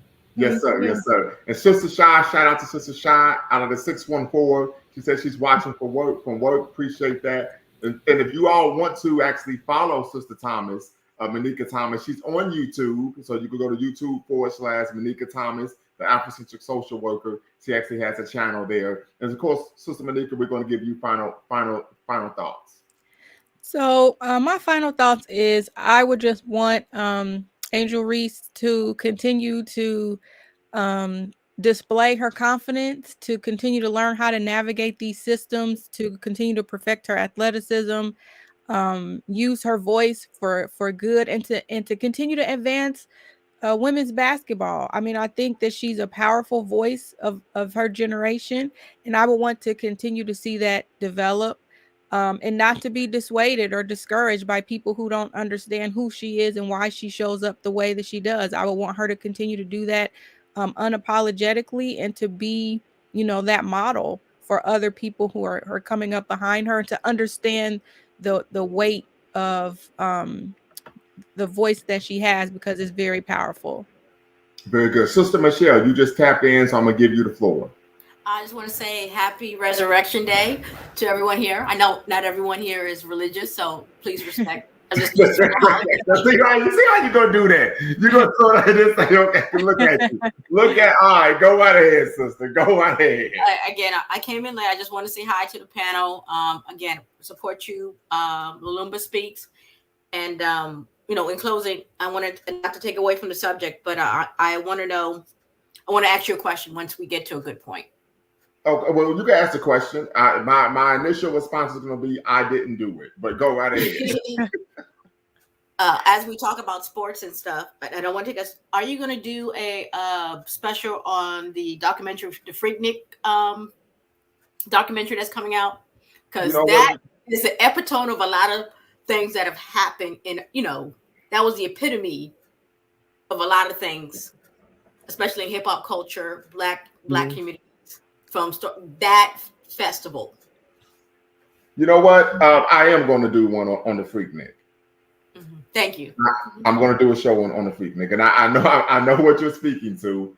So it's something that I think we need to unpack. Definitely need to unpack. We talk about Black culture. I think one of the questions that oftentimes is asked is, what is Black culture, right? And oftentimes, unfortunately, I can speak to this when I was Mr. Negro in my younger days. I believe Black culture is what I saw on television, right? BET, MTV, so on and so forth. And I think we see that being reflected even today, right? To where many people believe Black culture is based on what they're being programmed to believe and see on TV, particularly many of the reality TV shows. We know that oftentimes when you watch a reality TV show, you're going to have three core tenets of a reality TV show: dysfunctionalism, hypersexuality, and violence. Unless you're watching Flip That House, right? That's what you're going to get. And so we need to unpack, and oftentimes, people say, okay, the media is creating these negative images of us. But we know oftentimes nowadays, these reality shows are being directed and even actually produced by Black women. Yeah. Right. Yeah, but they understand ratings too. So they know if they portray us in a certain way, it's not going to get the ratings. But they know I'm gonna push back against that. Couple reasons, right? People say the same thing about Cardi B. However, what hip hop artist has the highest selling album of all time? Single album. Lauryn Hill. The Miseducation. Right, the Miseducation of Lauryn Hill, right? We know that the Cosby Show was the highest rated TV show when it was in syndication. So we could talk about Family Matters, Hanging with Mr. Cooper, Martin, Living Single. So we know that we watched shows that were wholesome and didn't have anything to do with that. It wasn't rooted in debauchery and negative and racially disempowering, self-defeating, and self-destructive behavior. So I would argue that part of this comes from the fact that we've been programmed to believe that this is what is entertaining to us. And we know that most people, irrespective of race or ethnic background, even gender, socioeconomic status, even religious belief, tend to associate with entertainment from a perspective in which vicariously, right? So what they watch, what they listen to is representative of what they identify as or what they wish they could be. So a person listens to trap music, that person in some way, shape, or form glorifies, pedestalizes, or will want to be in another lifetime a trap boy, a dope boy, right? It's someone who's listening to what was known as backpack hip hop or underground hip hop. Yes, that is someone who associates with what the tradition of lyricism, right? And speaking truth to power, like KRS-One, Public Enemy, so on and so forth. So I would argue that what we have found is, and I even had a conversation with my daughter about this a couple of weeks ago, where we discussed this issue of we were talking about ratchet feminism. As you know, I did a show on that, and I talked about how oftentimes in hip hop now, I would argue rap, because I would argue it's rap, not hip hop. But what we're finding is stripper culture has become mainstream with most female rappers. Oh yes. Right. And Freaknik was the epitome of it, the ground zero of it. Right. We talk about Uncle Luke, and many people say, oh, women. Well, we saw this with Uncle Luke as well. And people say, listen, and of course, him being banned from certain states and cities and being able to perform because of and his music was rooted in strip clubs. Now, I've been to a strip club here and there. In my younger days, that was a long time ago before I got saved, right? Okay. But this comes out of course, stripper culture. Yeah. And then also one thing, with Sister Thomas on the line, if we can have also if you can do another, just requesting another topic. I also work in the human service field, and the economy of working in the human service field, when you have these standards of a corporate culture, but then you're trying to work with the needs of the urban community, sometimes collide. For example, I have to give, in my job, I have to give a PHQ-9. But a lot of my patients don't relate to the PHQ-9. So what is the PHQ-9? I'm sorry. I should explain. It is a test to see how your mental status, how you're functioning, just to get a basic baseline of your functioning in the mental health field. Now they're giving it in doctors' offices and wherever you go. So now they're putting it in dialysis centers because CMS is making a requirement. Again, I'm sorry, I'm not trying to get us too off subject. No, it's quite all right. But the issue I'm having is the assessments that we are told to give to our community does not necessarily reflect where they are mentally. Mm-hmm. Because the questions, even, sometimes some of the questions, even that PHQ-9, especially my older generation patients, they find it offensive when you ask them about suicide. Mm. And so these are the external stressors that our community face. We're trying to interact with this society at large, but in order to interact with society at large, we have to go through these assessments, and these assessments don't necessarily measure what our needs are. Right. So Bakari, would you be open to doing? Mm-hmm. Were you asking Bakari would be interested in doing a topic on that, or so something similar to that? Because the mental health in our community, I think what was been given to our community is missing the mark on what we really need. Right. Right. Mm-hmm. In my experience with that, I don't use the CHQ-9. I use a traditional diagnostic assessment. But even with that, because I'm in private practice, I've been able to modify my questions. And not only can I modify the questions, but I could change the way that I ask the question in a way that fits more with the conversation that I know that we're having or not having within our community. Okay. So I think I would presume that when you modify the question, it goes from now you're able to say, well, you crazy then, or are you crazy now? I mean, it's relatable. Like, that's the core of what it is. I take the question and I make it in a way that's relatable, less offensive, because I know, one, we're not having the conversations around suicide in our community that we need to have, but I know that we have high rates of suicide with our youth in the community. Yes. So, what do you attribute that to, if you don't mind me asking? The high rates of this growing and rising rate of suicide in the Black community, because we know historically, irrespective of what we've been through, this wasn't something that quote unquote Black people did. Right. I mean, I do believe that there's a cultural shift taking place. I think with social media, the conversation around suicide and why people are, choosing that act, it's becoming more a part of mainstream conversations. Those things it just wasn't talked about. You didn't hear songs about it. You didn't hear people rapping about it. You didn't see TikToks about it. So now it's like it's part of the public discourse, but we have no way to filter it. We have no way to kind of help youth understand what it means and the long-term consequences. Their brains aren't even fully developed, and then they're taking in all of these concepts and ideas around life and the importance of life and value of life. So they're making these interpretations when they don't fully have the support of the community to make it make sense and to really put it in a cultural context where they understand the long-term impacts of those decisions. So I think that has something to do with it. But I mean, I would be more than glad to cover the topic, maybe even talk about some of the things that I'm doing within my practice on, how I'm navigating those questions, and, just further some of the things that are happening within the mental health and social services industry altogether. And thank you for bringing up the topic of suicide, because I'm noticing a lot of my patients who are taking antidepressant medications and other mental health medication, sometimes that also even pushes them on edge too. Right now, again, I'm working at a dialysis center. I have a patient who has to get off her one of her antidepressant medication because it was coinciding with one of her medications for dialysis. Okay, so do I take my mental health medication or do I take my dialysis medication? Because we also have complex health issues. Right. In addition, absolutely. And then now so I'm finding it really hard that the society at large is not hearing our concerns of our community. As Black people, we're more likely to have chronic diseases like diabetes, high blood pressure, obesity. Now, many people would argue, and I'm gonna play white devil's advocate real quick, right?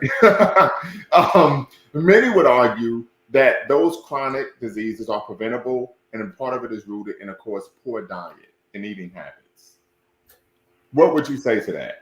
I believe it's a mixture of a lot. Okay.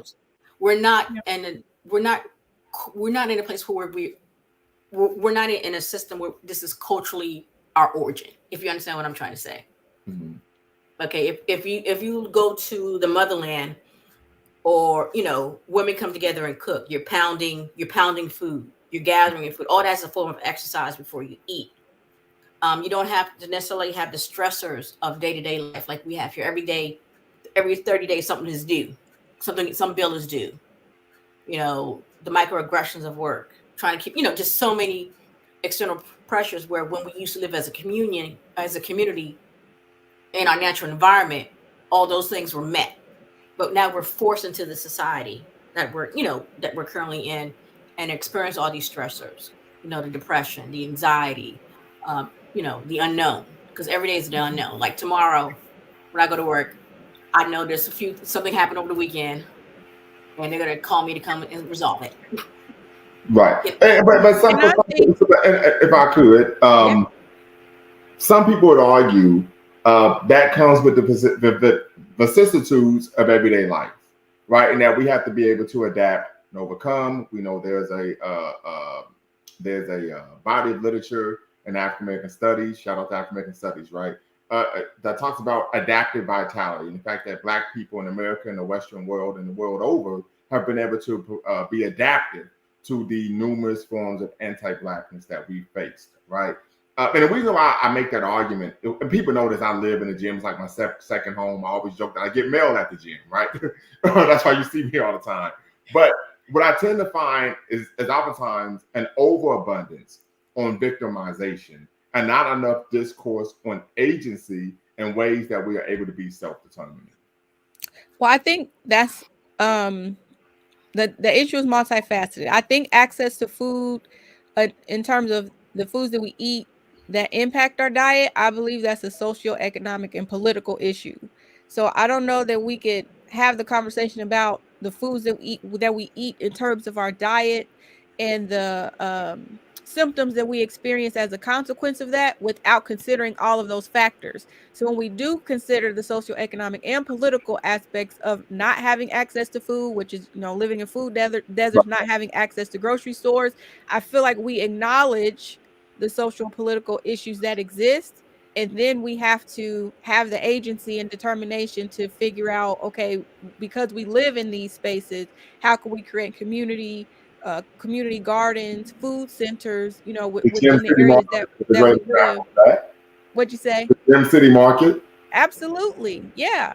How can we create those centers? And just for those of you who do not know, the Gem City Market is a food cooperative in Northwest Dayton that was created to combat the fact that Northwest Dayton, West Dayton was of course, food desert, right? So I'm going to bring this up just for you all. One of the things of course, we like to do here on the Movement Speaks is center African American Black agency. As you can see here, I'm sharing my screen.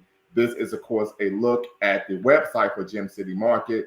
If you want to become an annual member, you can, right? But this is a people-owned, right, grocery store in the heart of West Dayton. Of course, West Dayton is about 96% Black. And so there was a food desert. They used Ujamaa, they used Kucha Shakalia, they used Ujima to create their very own full-service grocery store in West Dayton. So this is an example of actually focusing on agency, using adaptive vitality to address an issue that has, of course, stricken the community for generations, right? So Gem City Market in Dayton, Ohio. Yeah. And this was a collective effort that took many years to come into being. This wasn't just grassroots. So we had to, make that part clear. It was a lot of money that had to be put up at the state level, at the county level, at the city level, and then the individual contributions of community members who were able to buy shares within the grocery store. So in order to take on that level, it's not impossible because it took from the planning stages to actually getting the store constructed, it literally was a community effort. So it's not impossible. It just takes time and it takes resources to get there. Facts. Then another thing I think we've lost too is, I'm not saying we're not a community anymore, but a strong sense of community to get certain things done.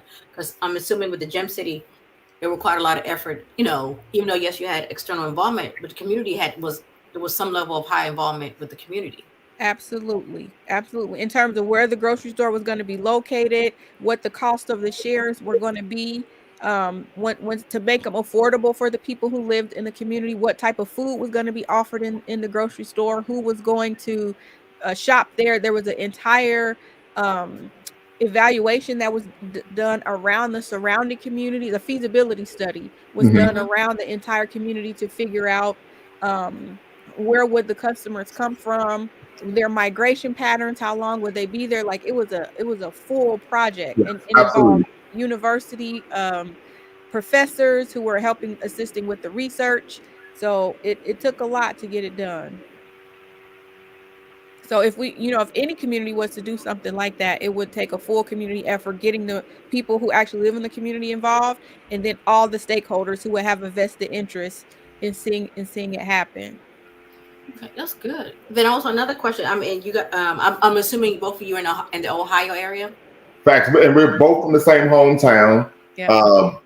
The Gem City, Dayton, Ohio, West Dayton Strong. We actually both were born the same year. She's older than me though. Put that out there. She's older than me. She's older than me though. We were born the same year, but she's older than me. Absolutely. Oh, okay. This is my ideological sister. She is a Pan-Africanist as well, and she was one of the founding members of the Coalition of African Unity. We both were members of the Coalition of African Unity, a Pan-Africanist organization that was modeled on the charter of Malcolm X's Organization of African American Unity. Oh, okay, that's good. That is good. So we're talking about Pan-Africanism in action. Yes, ma'am. Amen. Amen. Amen to that. Again, I don't want to take us too far off the subject matter, but thank you for entertaining my questions, and I look forward to these. But I think you said you had another question. Oh, yes. Yes. Gentrification. How bad is gentrification in Ohio right now, especially your part of Ohio?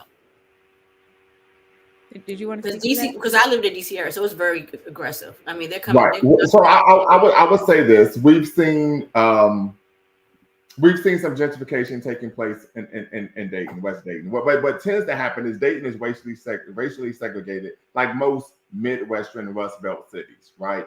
Most of the Black people, I dare say not all of the Black people almost in Dayton, live on the west side. If you go to Cleveland, they all live on the east side, right? You go to Columbus, they all live on the east side. You go to Cincinnati, most of them live on the west side. Most of the development that's taken place has taken place east of the Great Miami River. So we're talking about downtown, South Park, so on and so forth. So we tend to find there hasn't really been inroads in gentrification, but the type of funding and development and the building infrastructure that's taken place,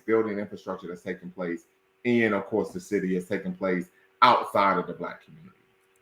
And even when it relates to the grocery store, where we're talking about that area has experienced some gentrification in terms of the home values have significantly increased.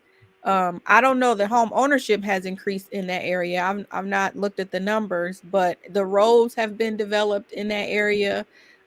So I know even it's not the east side, but it is the west side where the grocery store is located. That vicinity around the grocery store, a lot of effort has been put into that area to redevelop it. Well, so it's coming. It's here. I mean, it's here. Yeah.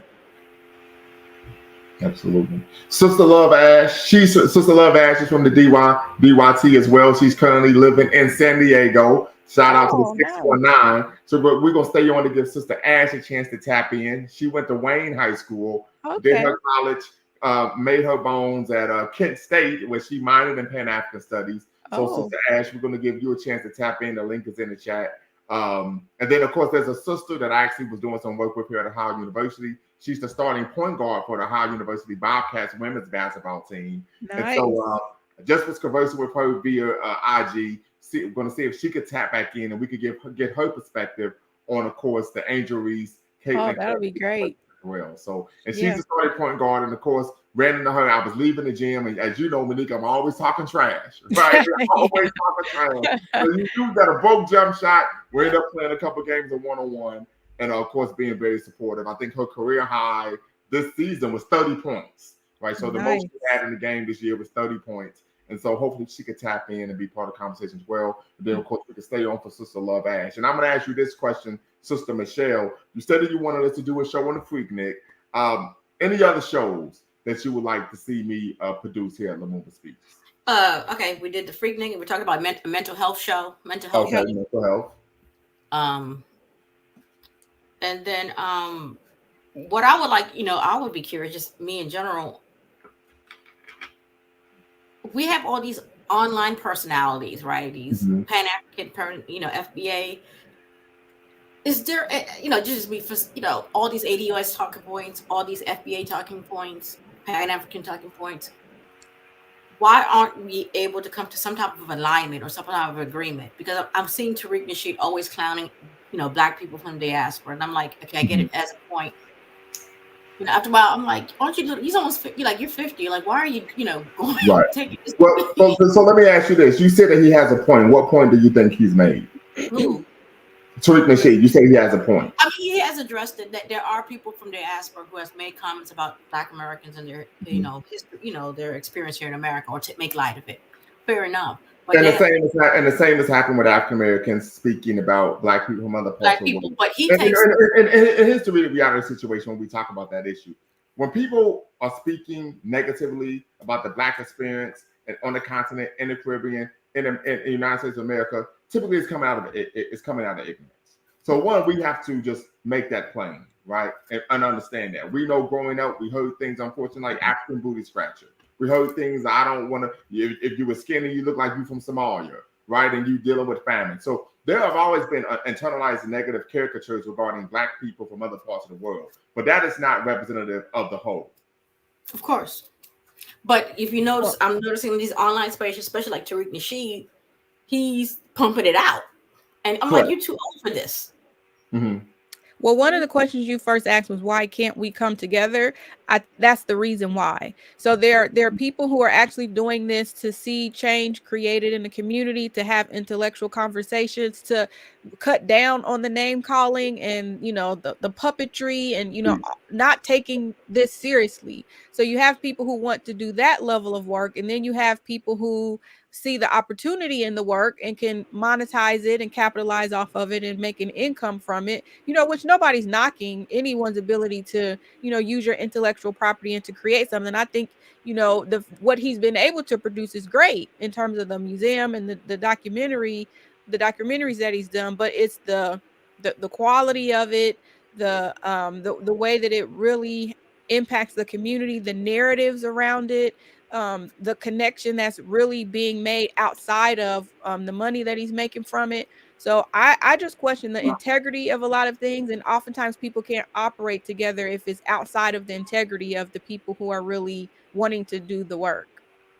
And then also, I've donated to the Hidden History Museum, but I'm kind of disappointed in it in terms of, like, I understand we have to make money. You have to do, do certain things, have little gatherings, mixers to help raise money. Fair enough. But I don't see him talking about any grassroots things for the Black Los Angeles. Yeah. Like, he's not grassroots. He's a more social media figure than he is grassroots. He knows how to monetize and leverage his influence online to create content. He's a content creator. He's not a grassroots activist and organizer. But one of the things, I think the other issue, and then Brother Wisdom, I'll let you tap in, is that someone who he did say he was going to do things to help the Black Los Angeles community, like for the homeless, but nothing's being done. It's not even being talked about. So that's why I'm kind of frustrated with that. I understand you do the mixers, do your jokes, but at some point, where's the balance? Right. Yeah, I agree. Yeah. Brother Wisdom. I'm sorry. Go ahead, Monica. I was just going to say, I have supported causes. I didn't support the museum, but I've supported similar Pan-African causes as well. And I think you just have to continue to watch what they do.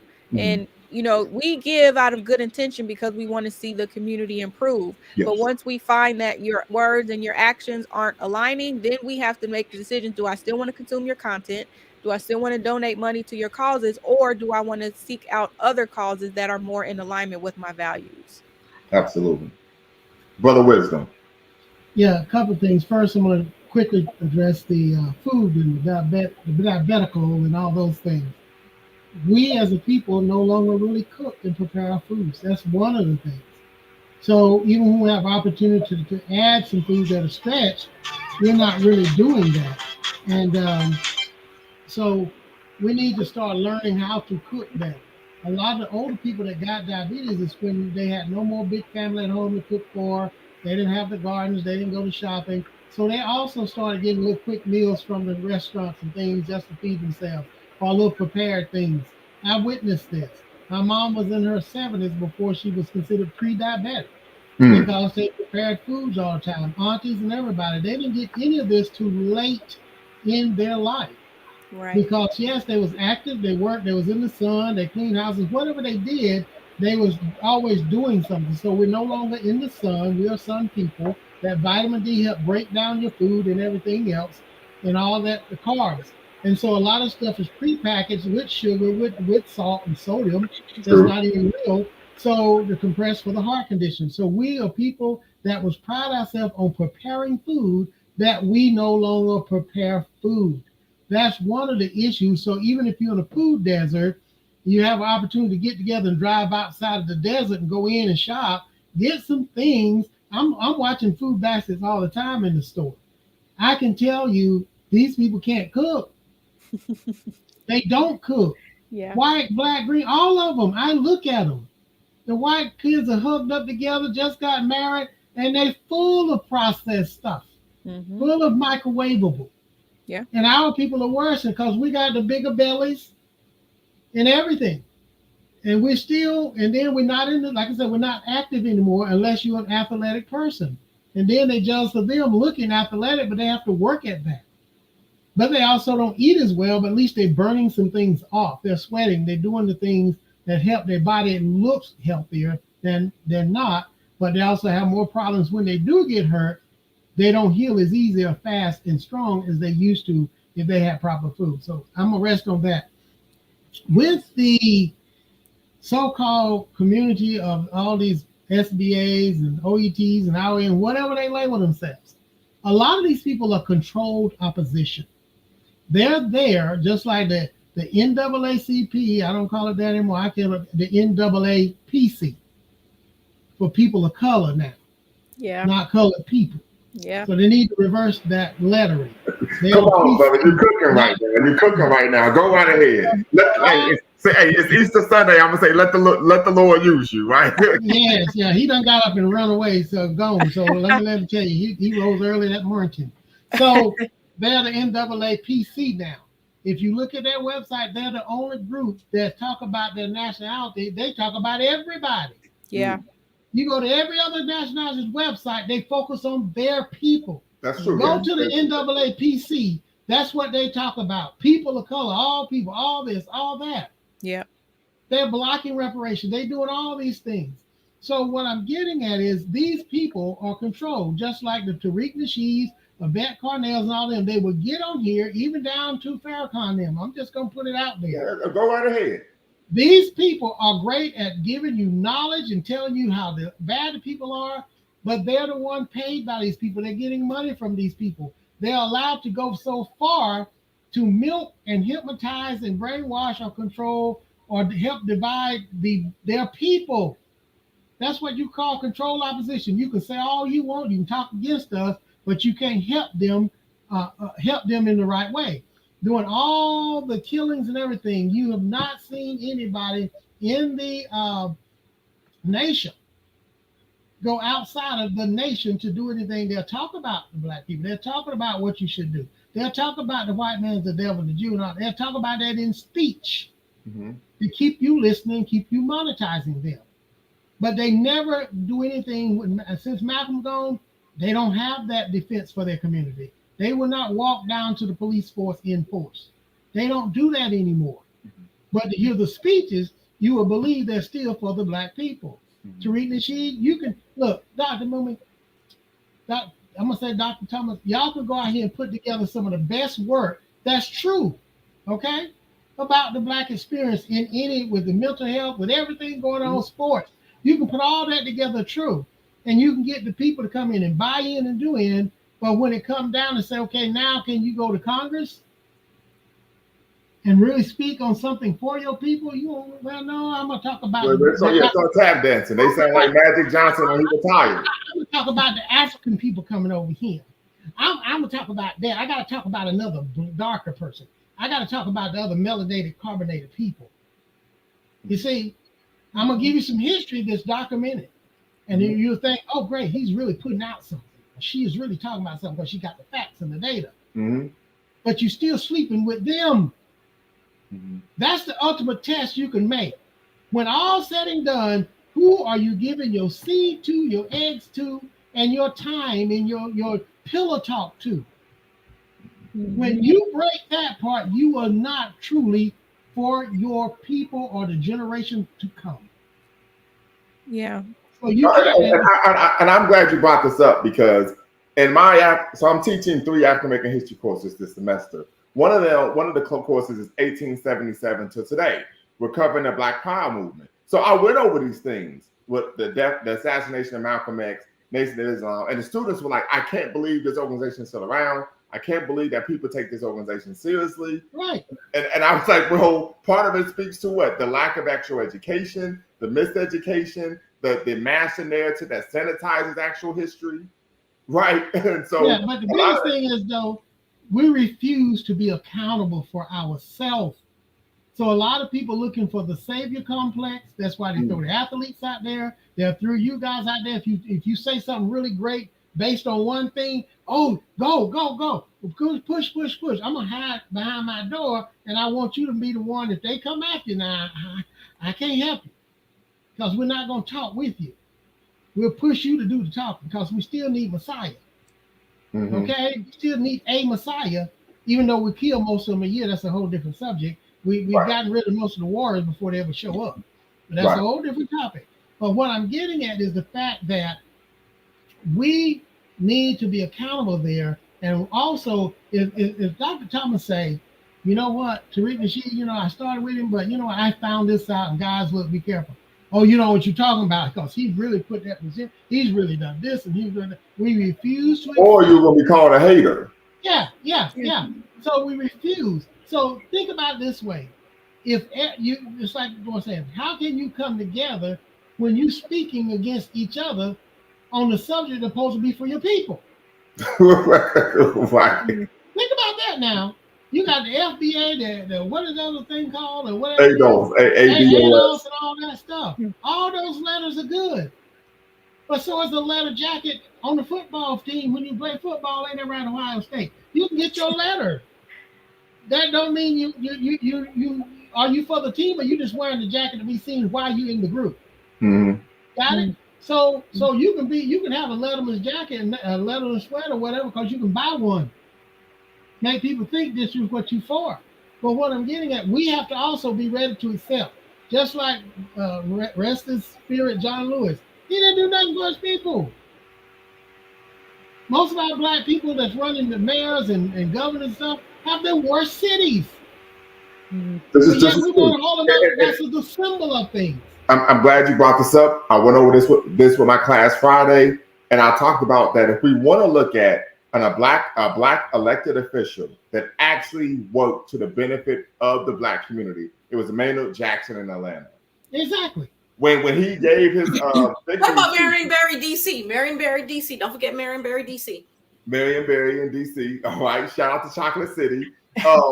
But when he gave us, but I did bring him up because, he was, saying tooting his nose, whatnot. You know what I mean?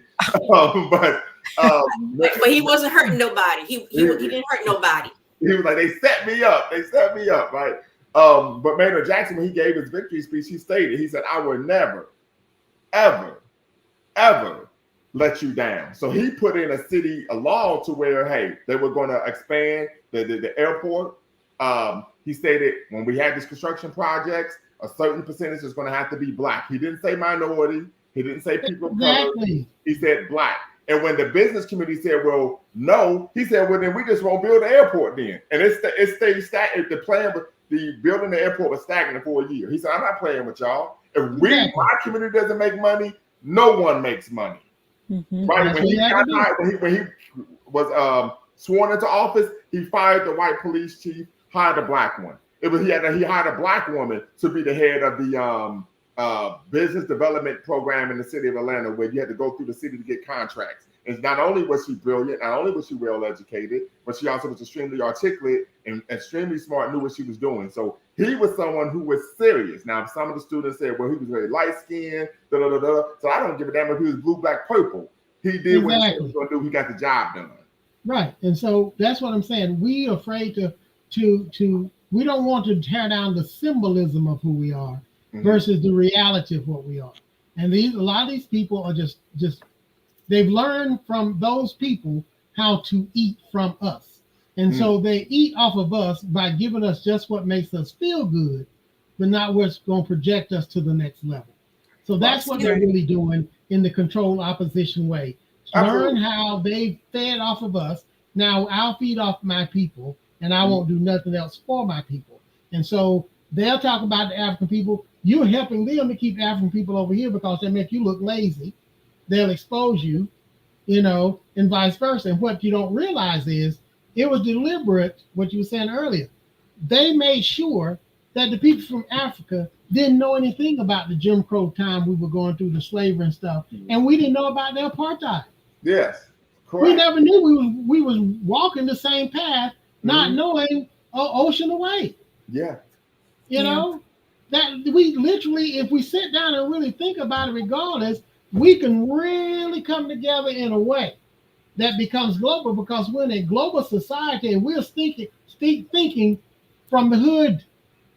We're global and we're thinking about the hood. We're not doing business in the hood anymore like that.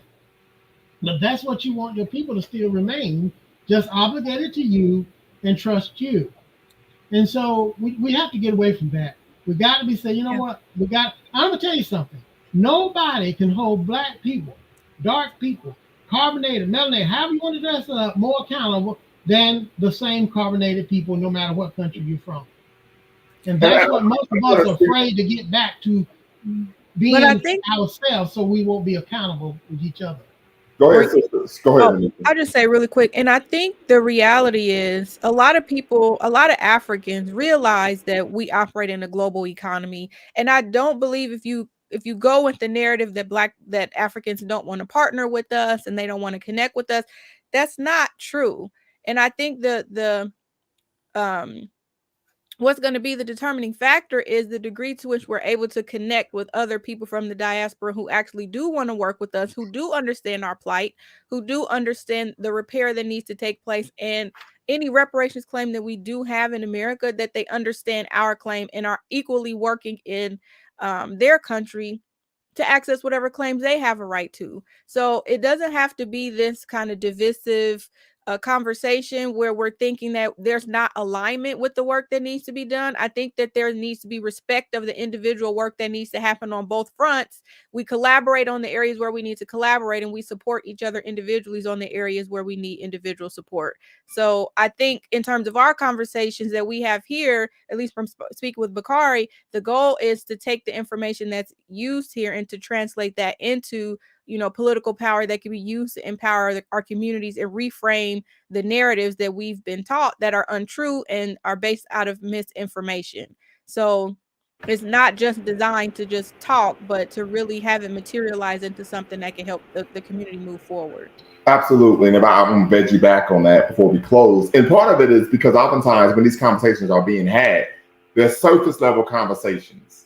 No one is typically getting into we do here at Lumumba Speaks, because we like to cook, right?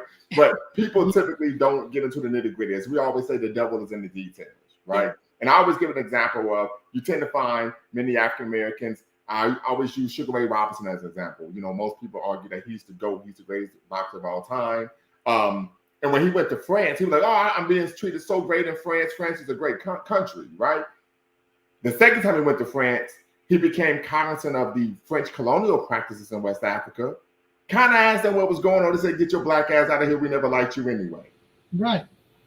The same. So there tends to be based on a belief that white Americans have an assumption that continental Africans are ignorant of the history and continued anti-black racism, discrimination, and so they welcome them with open arms. But soon as they find out, what's really going on, they're like, get your black ass over there with the rest of the niggas. I know this because I'm a Pan-Africanist. I have numerous continental African friends, Caribbean friends who have shared these very stories with me. Some would argue that they're anecdotal, but in the spirit of critical race theory, I'd argue that is as representative of what counter storytelling.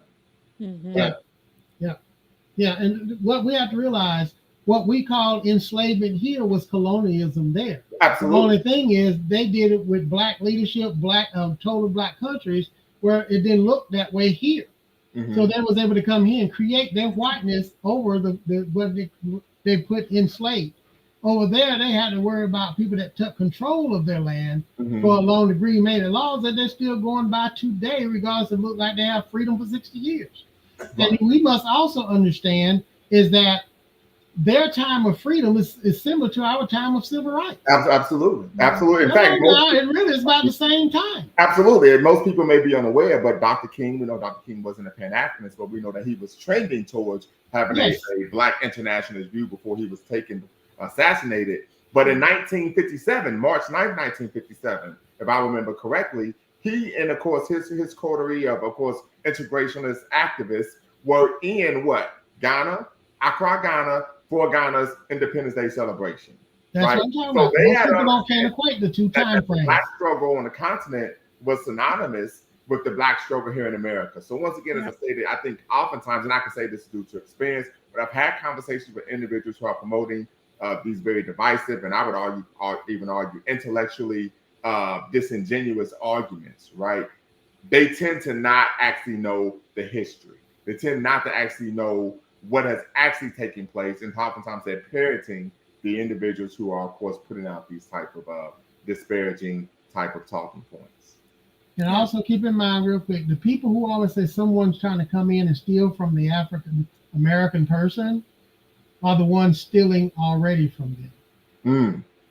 Think about, come on, because he always said, they'll always say, both of these acronyms always saying, they're coming over to take and get in front of us and take from us.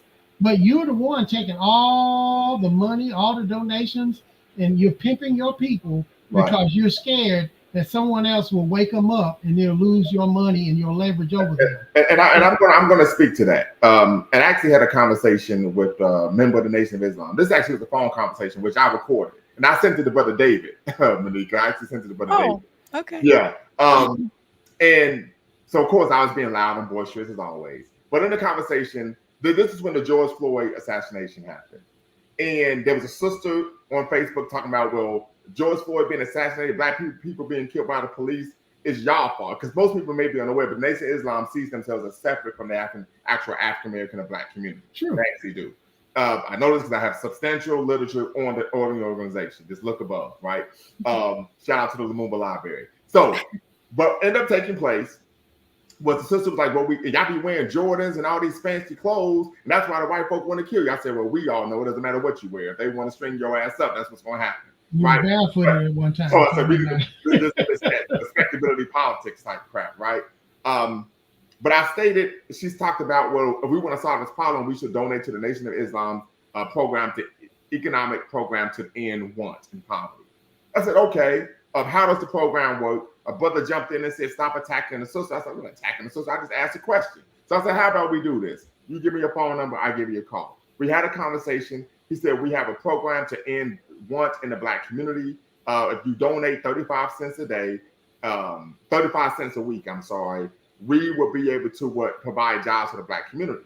I said, well, this money I presume goes to the Nation of Islam's businesses. He said, absolutely. I said, okay. I said, does the members of the Nation of Islam donate their money to these causes? He said, yes. I said, great. You already got it working, right? I said, so does the members of the Nation of Islam who are donating their money, they're providing the capital for these businesses, do they receive a quarterly, semi-annual, or annual dividend based on the profits? And that's how it works, right? You provide the capital, you receive. He said, no, that's not how it works. I said, okay, well, do tell, how does it work, right? I was inquisitive. Now I'm curious. He said, well, the profits go to Farrakhan, and we believe that he's going to do the right thing with the money. See? I said, jumping Jehoshaphat Batman. How is that going to help the black community if it doesn't help the people in the nation? Yeah. And I'm not making this up. I have this phone call recorded. Okay? So I can pull out the receipts, we can spill the tea, even though this ain't the Breakfast Club. So when we actually talk about rhetoric, symbolism, not substantial, not substantive, I said, what in the bleep are we talking about here? That doesn't help the people who are already giving their money. How would it help the black community as a whole? He will not. He'll make them feel good. Yeah. So there's real sad. A lot of black people when they die, a lot of black people, the number of cremations in the black community have gone up. Mm-hmm. Yes, cheaper to cremate. Yeah. Yeah, because we can't bury. Yeah. As a matter of fact, Baba Crow, you remember Baba Crow, Sister Nika? He always talked about the indignation sessions. The white man is a cat. He's a dog. He's a bat. He's a rat. He's everything. Right, but the child of God. Then we said, now let's do something to solve this problem. Where that football game coming on tomorrow, Saturday at 8:00. Then I'm to the point. But when I had that conversation, I said, I'm gonna pull my inner Malcolm. For you to bring this to me as a viable solution to economic development of the black community, I have to make the presumption that either you've been duped or you're trying to dupe me. Yeah. And use the second. Because I actually own stock.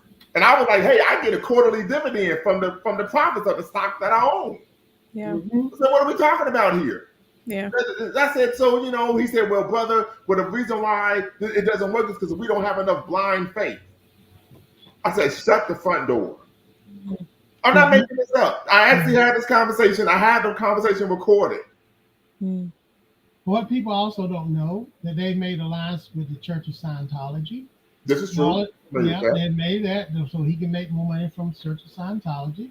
Most people also know, there's pictures of it, that the Ku Klux Klan was funding a lot of their stuff and sitting right up there in their mosque many early years. No, this isn't hyperbole. Carl Evans' book, The Rise and Fall of Elijah Muhammad, talks about this, right? The fact that oftentimes at the Savior Day functions, and Savior's Day is the holiest day in the Nation of Islam, right?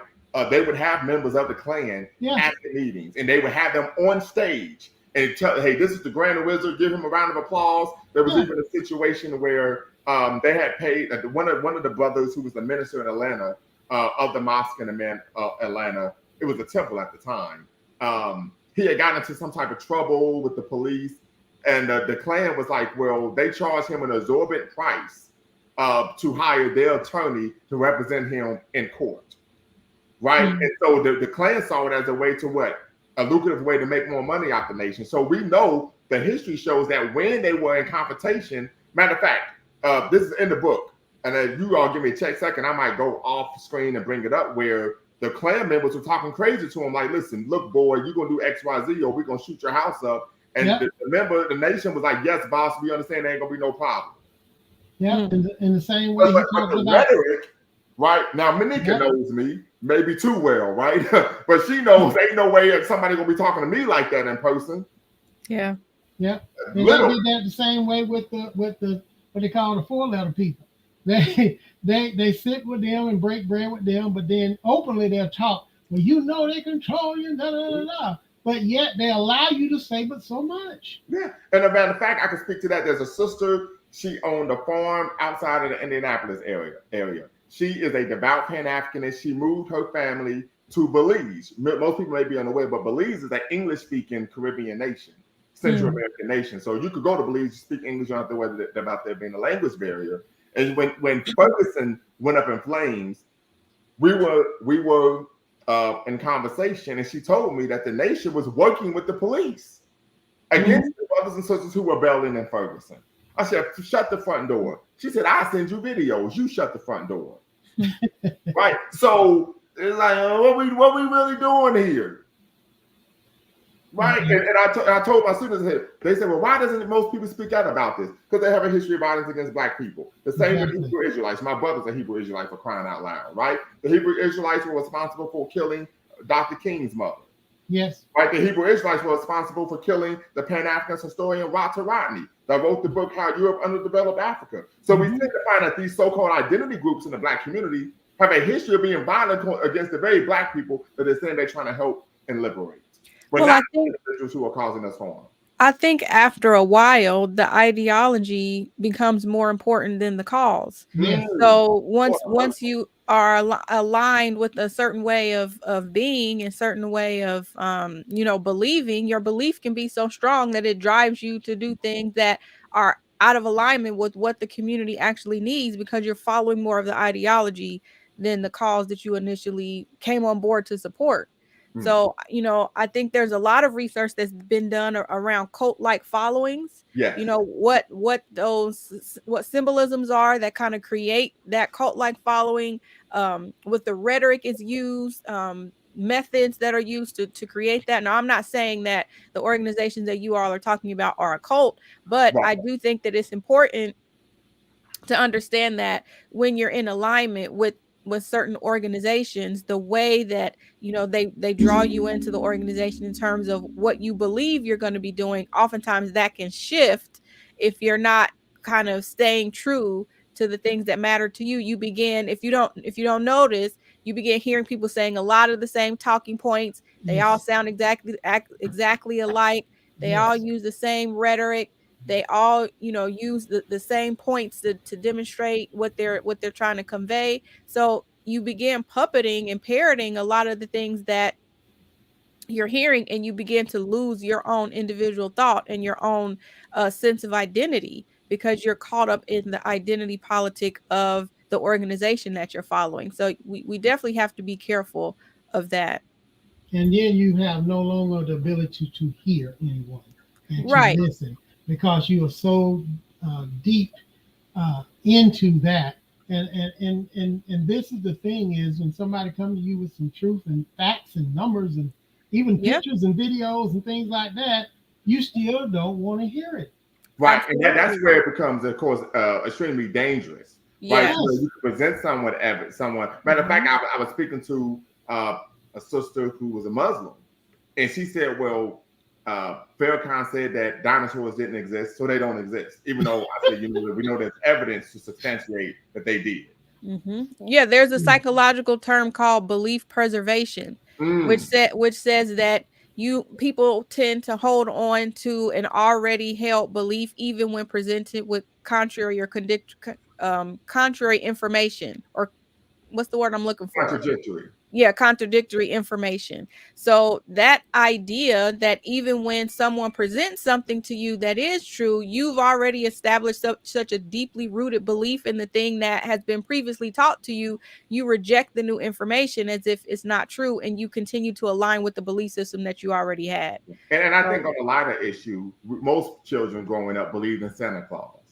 Yeah, absolutely. And so when they sit you down and say, listen, this isn't plausible, you still believe it, or you go through cognitive dissonance, where you almost have like an emotional shock. Shock, and you're crying, and you up to your parents, and so that's bring some levity to the conversation, but it's a real issue. But that's why the term one second, I'm gonna have to step out. Thank you so much. I enjoyed the conversation. Brother Wisdom Never Speaks. I always enjoy your insight. Again, look forward to the upcoming topics, and please enjoy this Resurrection Day. Absolutely. And just family, I know we got some more viewers in here. Make sure you hit the subscribe and like button, notification bell. The link is in the chat. I'm gonna put the link in the chat once again if you all want to tap in.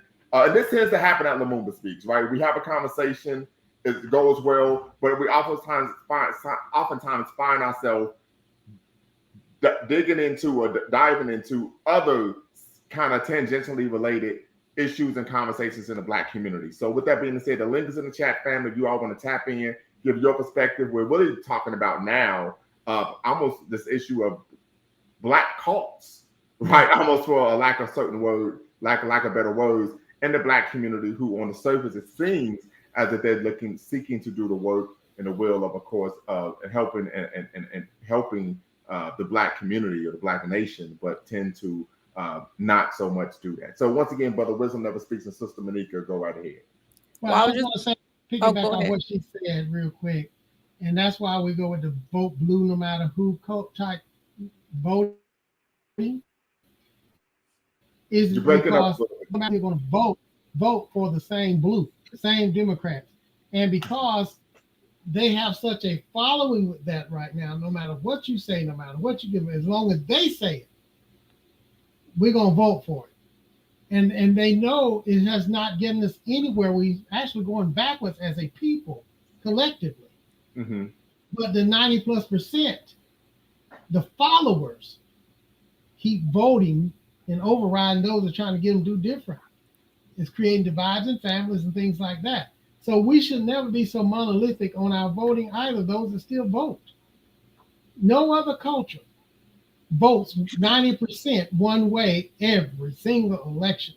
None. Right. None. Some of them barely vote much at all, but Right. they buy who they want. Or they will march with what they want. As you voting and staying quiet, it's just not, you making us already in fourth place. So if you didn't get anything when you was number 2, what you think you're going to have at number 4 or 5? Nothing. They won't even hear you. They go, oh, that's them over there talking again. Oh, tell them they can get a canned biscuit now. We used to give them a loaf of bread. With the canned biscuits are cheaper, and we can put some more chemicals in it. We can put some of that DNA stuff in there. Just give them that. So let me ask this question to Sister Monica, then Brother Barana, you tap back in because you just can't stay away, right? And I appreciate that. Sister Monica, your sister, this issue of strolling to the polls, what were your views on that? As a Black woman, as someone who of course is doing a lot of work in the community, as someone who is an intellectual, right, and a leader, what was your view on strolling to the polls? And when we've seen now that there are protests against, of course, police genocide or extrajudicial violence against the Black community, we've seen now many women activists go out and start twerking against the police. So if you could give your opinion on strolling to the polls and twerking against the police, I would just be curious, of course, to hear what you have to say about that. Well, I think either point, whether you're strolling or twerking, it kind of gets down to, there's no political agenda that's driving our decision making. There's no ask. There's nothing. There's no tangible thing that we're asking for in terms of our vote. So, strolling to the polls is a way to, engage people. I think it's a great way to kind of get people excited about exercising their right to vote. But then I think it also has to be the political education around, okay, so what are we actually voting for? What are we voting against? What are we asking for? What is our demand?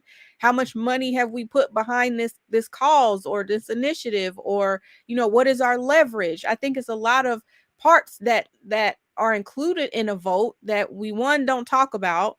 2, we don't have the resources to really be able to activate our vote in the way that needs to happen. And then it ends up becoming a political stunt. Like there's really no teeth behind it, and we don't really get any benefit from it because it's not rooted in anything real. So I think twerking is just a distractor, to take your eye away from the things that actually matter, and to use these superficial ways of kind of painting women in derogatory ways. Some people don't perceive twerking in that way, but whatever your ideology is around that. But it's not rooted in anything serious, because when you think about politics or political ideology or taking political action and twerking, like there's no alignment there. So I don't believe it's something that's really intended to be taken seriously, because it doesn't fit within a political paradigm.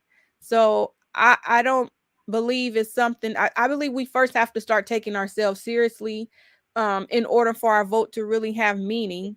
And when we do stunts like that, no one believes that we're going to move the needle, in our politics at all. Great point. And I think also it actually leads people to believing that they're actually politically engaged when they really are being engaged only on the surface level. Right. So I think that's something that takes place as well. I can recall when I was an undergrad, one of the members of the Little Rock 9 Central High School came and gave a speech, and she talked about, someone said, what more could you want other than the right to vote? We got the right to vote. You should be happy. And then, of course, I got up and I opined that, no, we want political power. Right. And I think that all goes back to the whole idea, is because we're not always informed enough about the issues that even our vote becomes superficial, because we always vote for the lesser of two evils. Right. Like that is always the center of our vote. It's never around what we want, what we need, how to build community, how to create better schools. It's voting against opposition and not really voting for our interest. Right. So we never really move the needle on that. Absolutely. And we know that, the city of Dayton has been a bit politically engaged in terms of the grassroots level. We know we have the what's the sister who's now the city commissioner? Oh, Shanice Turner Sloss. Yes, and of course she was doing her work with the neighbors over politics. Right? Yes. And then we know she's gotten pushback from the majority Black Democratic Party because of course she's not going along to get along. Then we have the other individual who won the city commission seat. What is it? Fairchild, is that his name? Daryl Fairchild. Yes, and so we're seeing that there is a push, but oftentimes we're now seeing that some of our political enemies are people who look like us, right? And so it goes to what Brother Wisdom Never Sleeps talked about in terms of, hey, they're lining my pockets, so I'm focused more on getting in good with the country club folk crowd rather than what's in the best interest of our community. And of course, Sister Monica, you can speak to this because you used to work as a legislative aide. As yes, brothers and sisters, she's worn many hats. She's worn many hats, right? But Brother Barana, you tap back in, so we're gonna give you a chance to speak. Yes, yeah. I was waiting for this. She can go before me. That's fine. That's fine. Go ahead. Okay. Oh no, I didn't have anything. Oh, okay. So I really wish I was here when you was discussing the issue of Black cults. I really wanted to touch on that a little bit, but I guess we had veered into the. No, you can go right ahead, brother. Go right ahead. Okay, so it's my barbecue, but I'm gonna let you use the grill. Okay. All right. So you know I'm cornball, man. Yeah. So we went from. So the issue now is strolls to the pool and what's it twerking to the pools. Well, what's against the police? Yeah. Yeah, what's wrong with good old fashioned going for a walk and walking to the pools? I mean, they come up with all manner of nonsense for in particular for the Black community. You know what I mean? It's so really they're saying that they really don't take us seriously. It's like it becomes a thing of play. Wow. It's so interesting. But in respect to the Black cults, I have to ask a question to all the intellectuals on the panel, and do when people hear cults, I know people are initially turned away from the idea of being in a cult because of all the things we've seen, coming from cults, and the fact that there's really a one opinion that is prevalent in terms of the whole group of people. But what if people get together for a specific cause and a specific purpose that is of productivity, that has an end result that people that is apparent that a productive result? So would you consider a cult in that vein to be a bad thing? That's a question that I have. Can you? Oh, go ahead. Did you hear the question? I heard the question. Could you repeat it one more time? Because I'm going to see. This down. Okay, let me see. Let me see if I can contextualize it. Okay. So usually when people think about a cult, they think about a cult where there is a maximum leader who has a domineering opinion, and that opinion carries. There's no divergence of opinions. There's just one particular person who has a particular opinion, and he thrusts that on to a group of people. But what if you have a so-called maximum leader who has commentary or ideas or opinions that are productive to a group of people, and it has a productive result, and people come together for that specific goal to reach that result? Would that necessarily be a bad thing when you think of Black people doing that kind of thing? Go.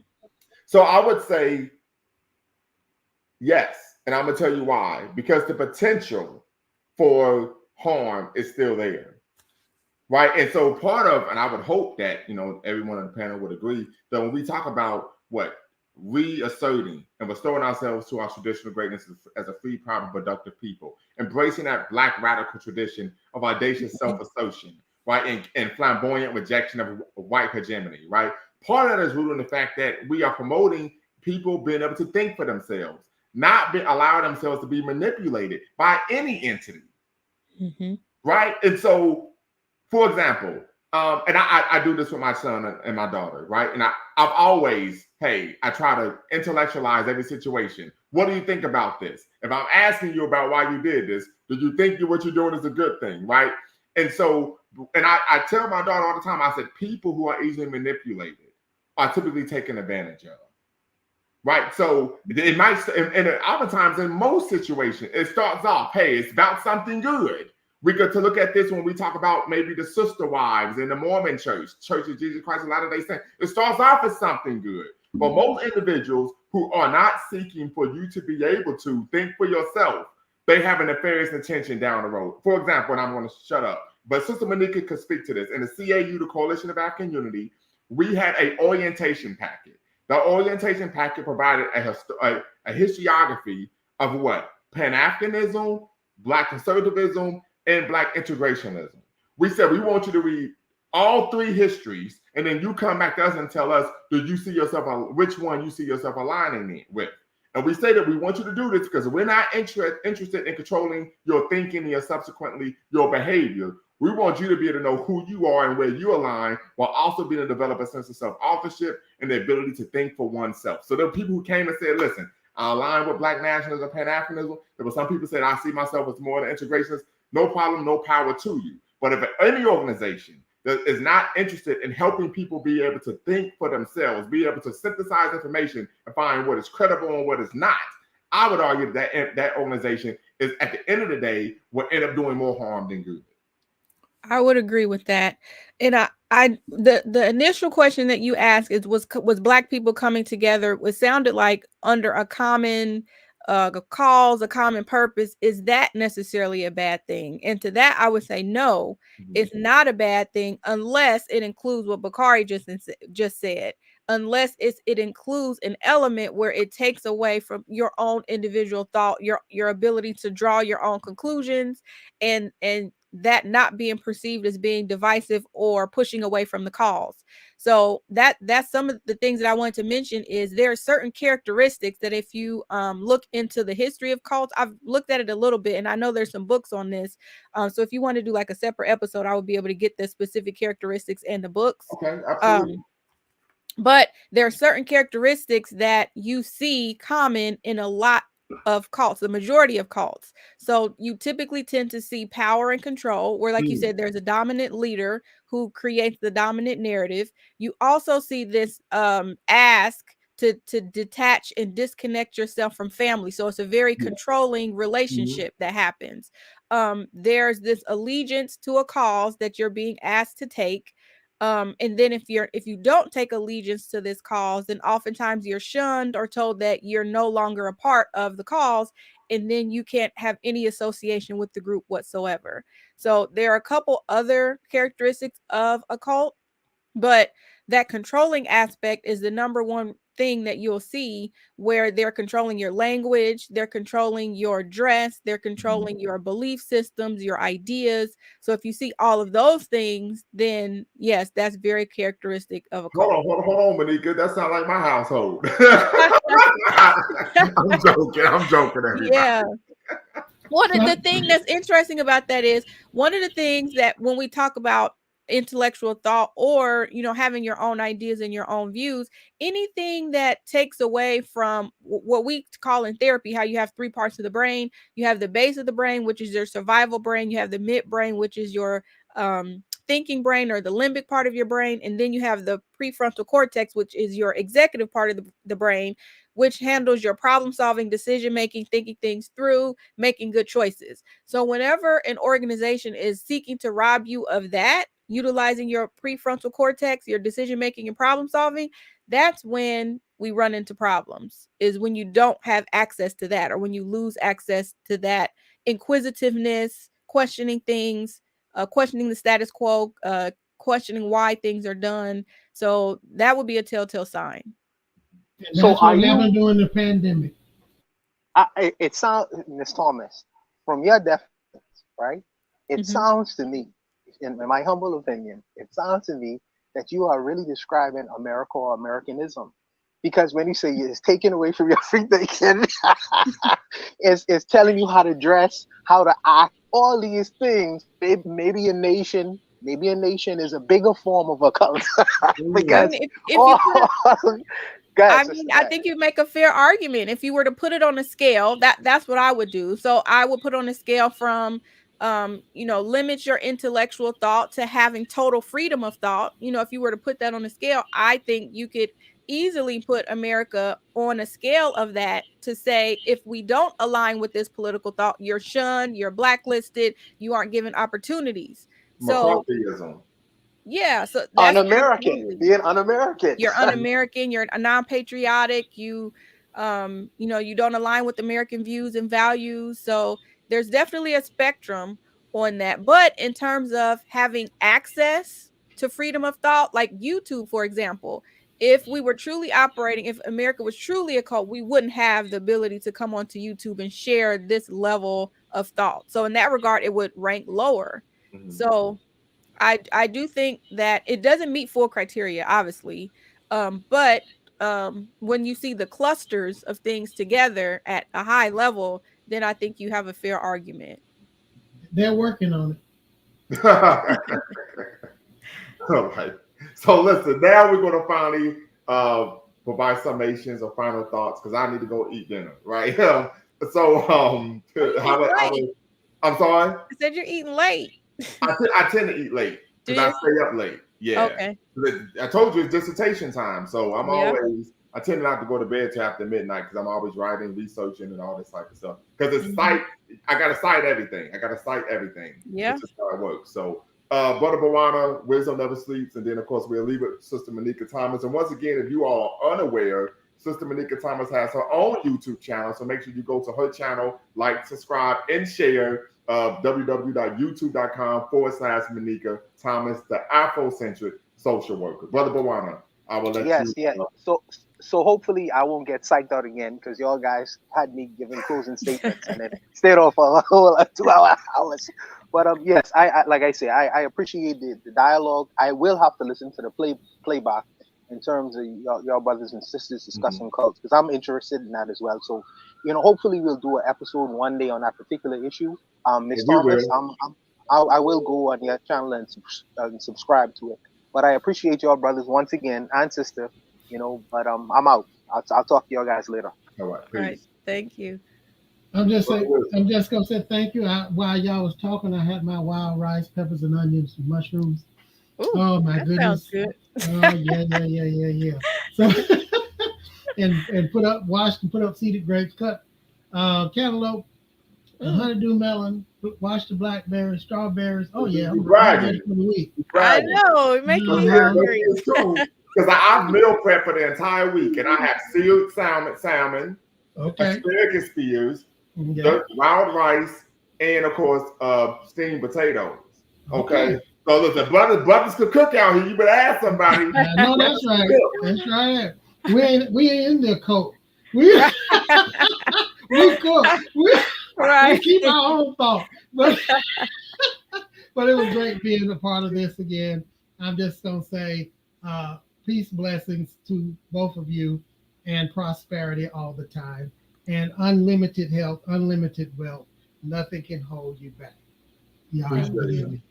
Thank you. No doubt. Sister Monica. Well, last thoughts, I just want to say thank you for the opportunity to be on the platform. I'm looking forward to having more conversation and more discourse, opening up the conversations of things and really teasing out the nuances as you talked about and digging deeper on some topics. So appreciate you and the work that you do, and looking forward to working with you in the future. Absolutely. And I appreciate Sister Thomas tapping in.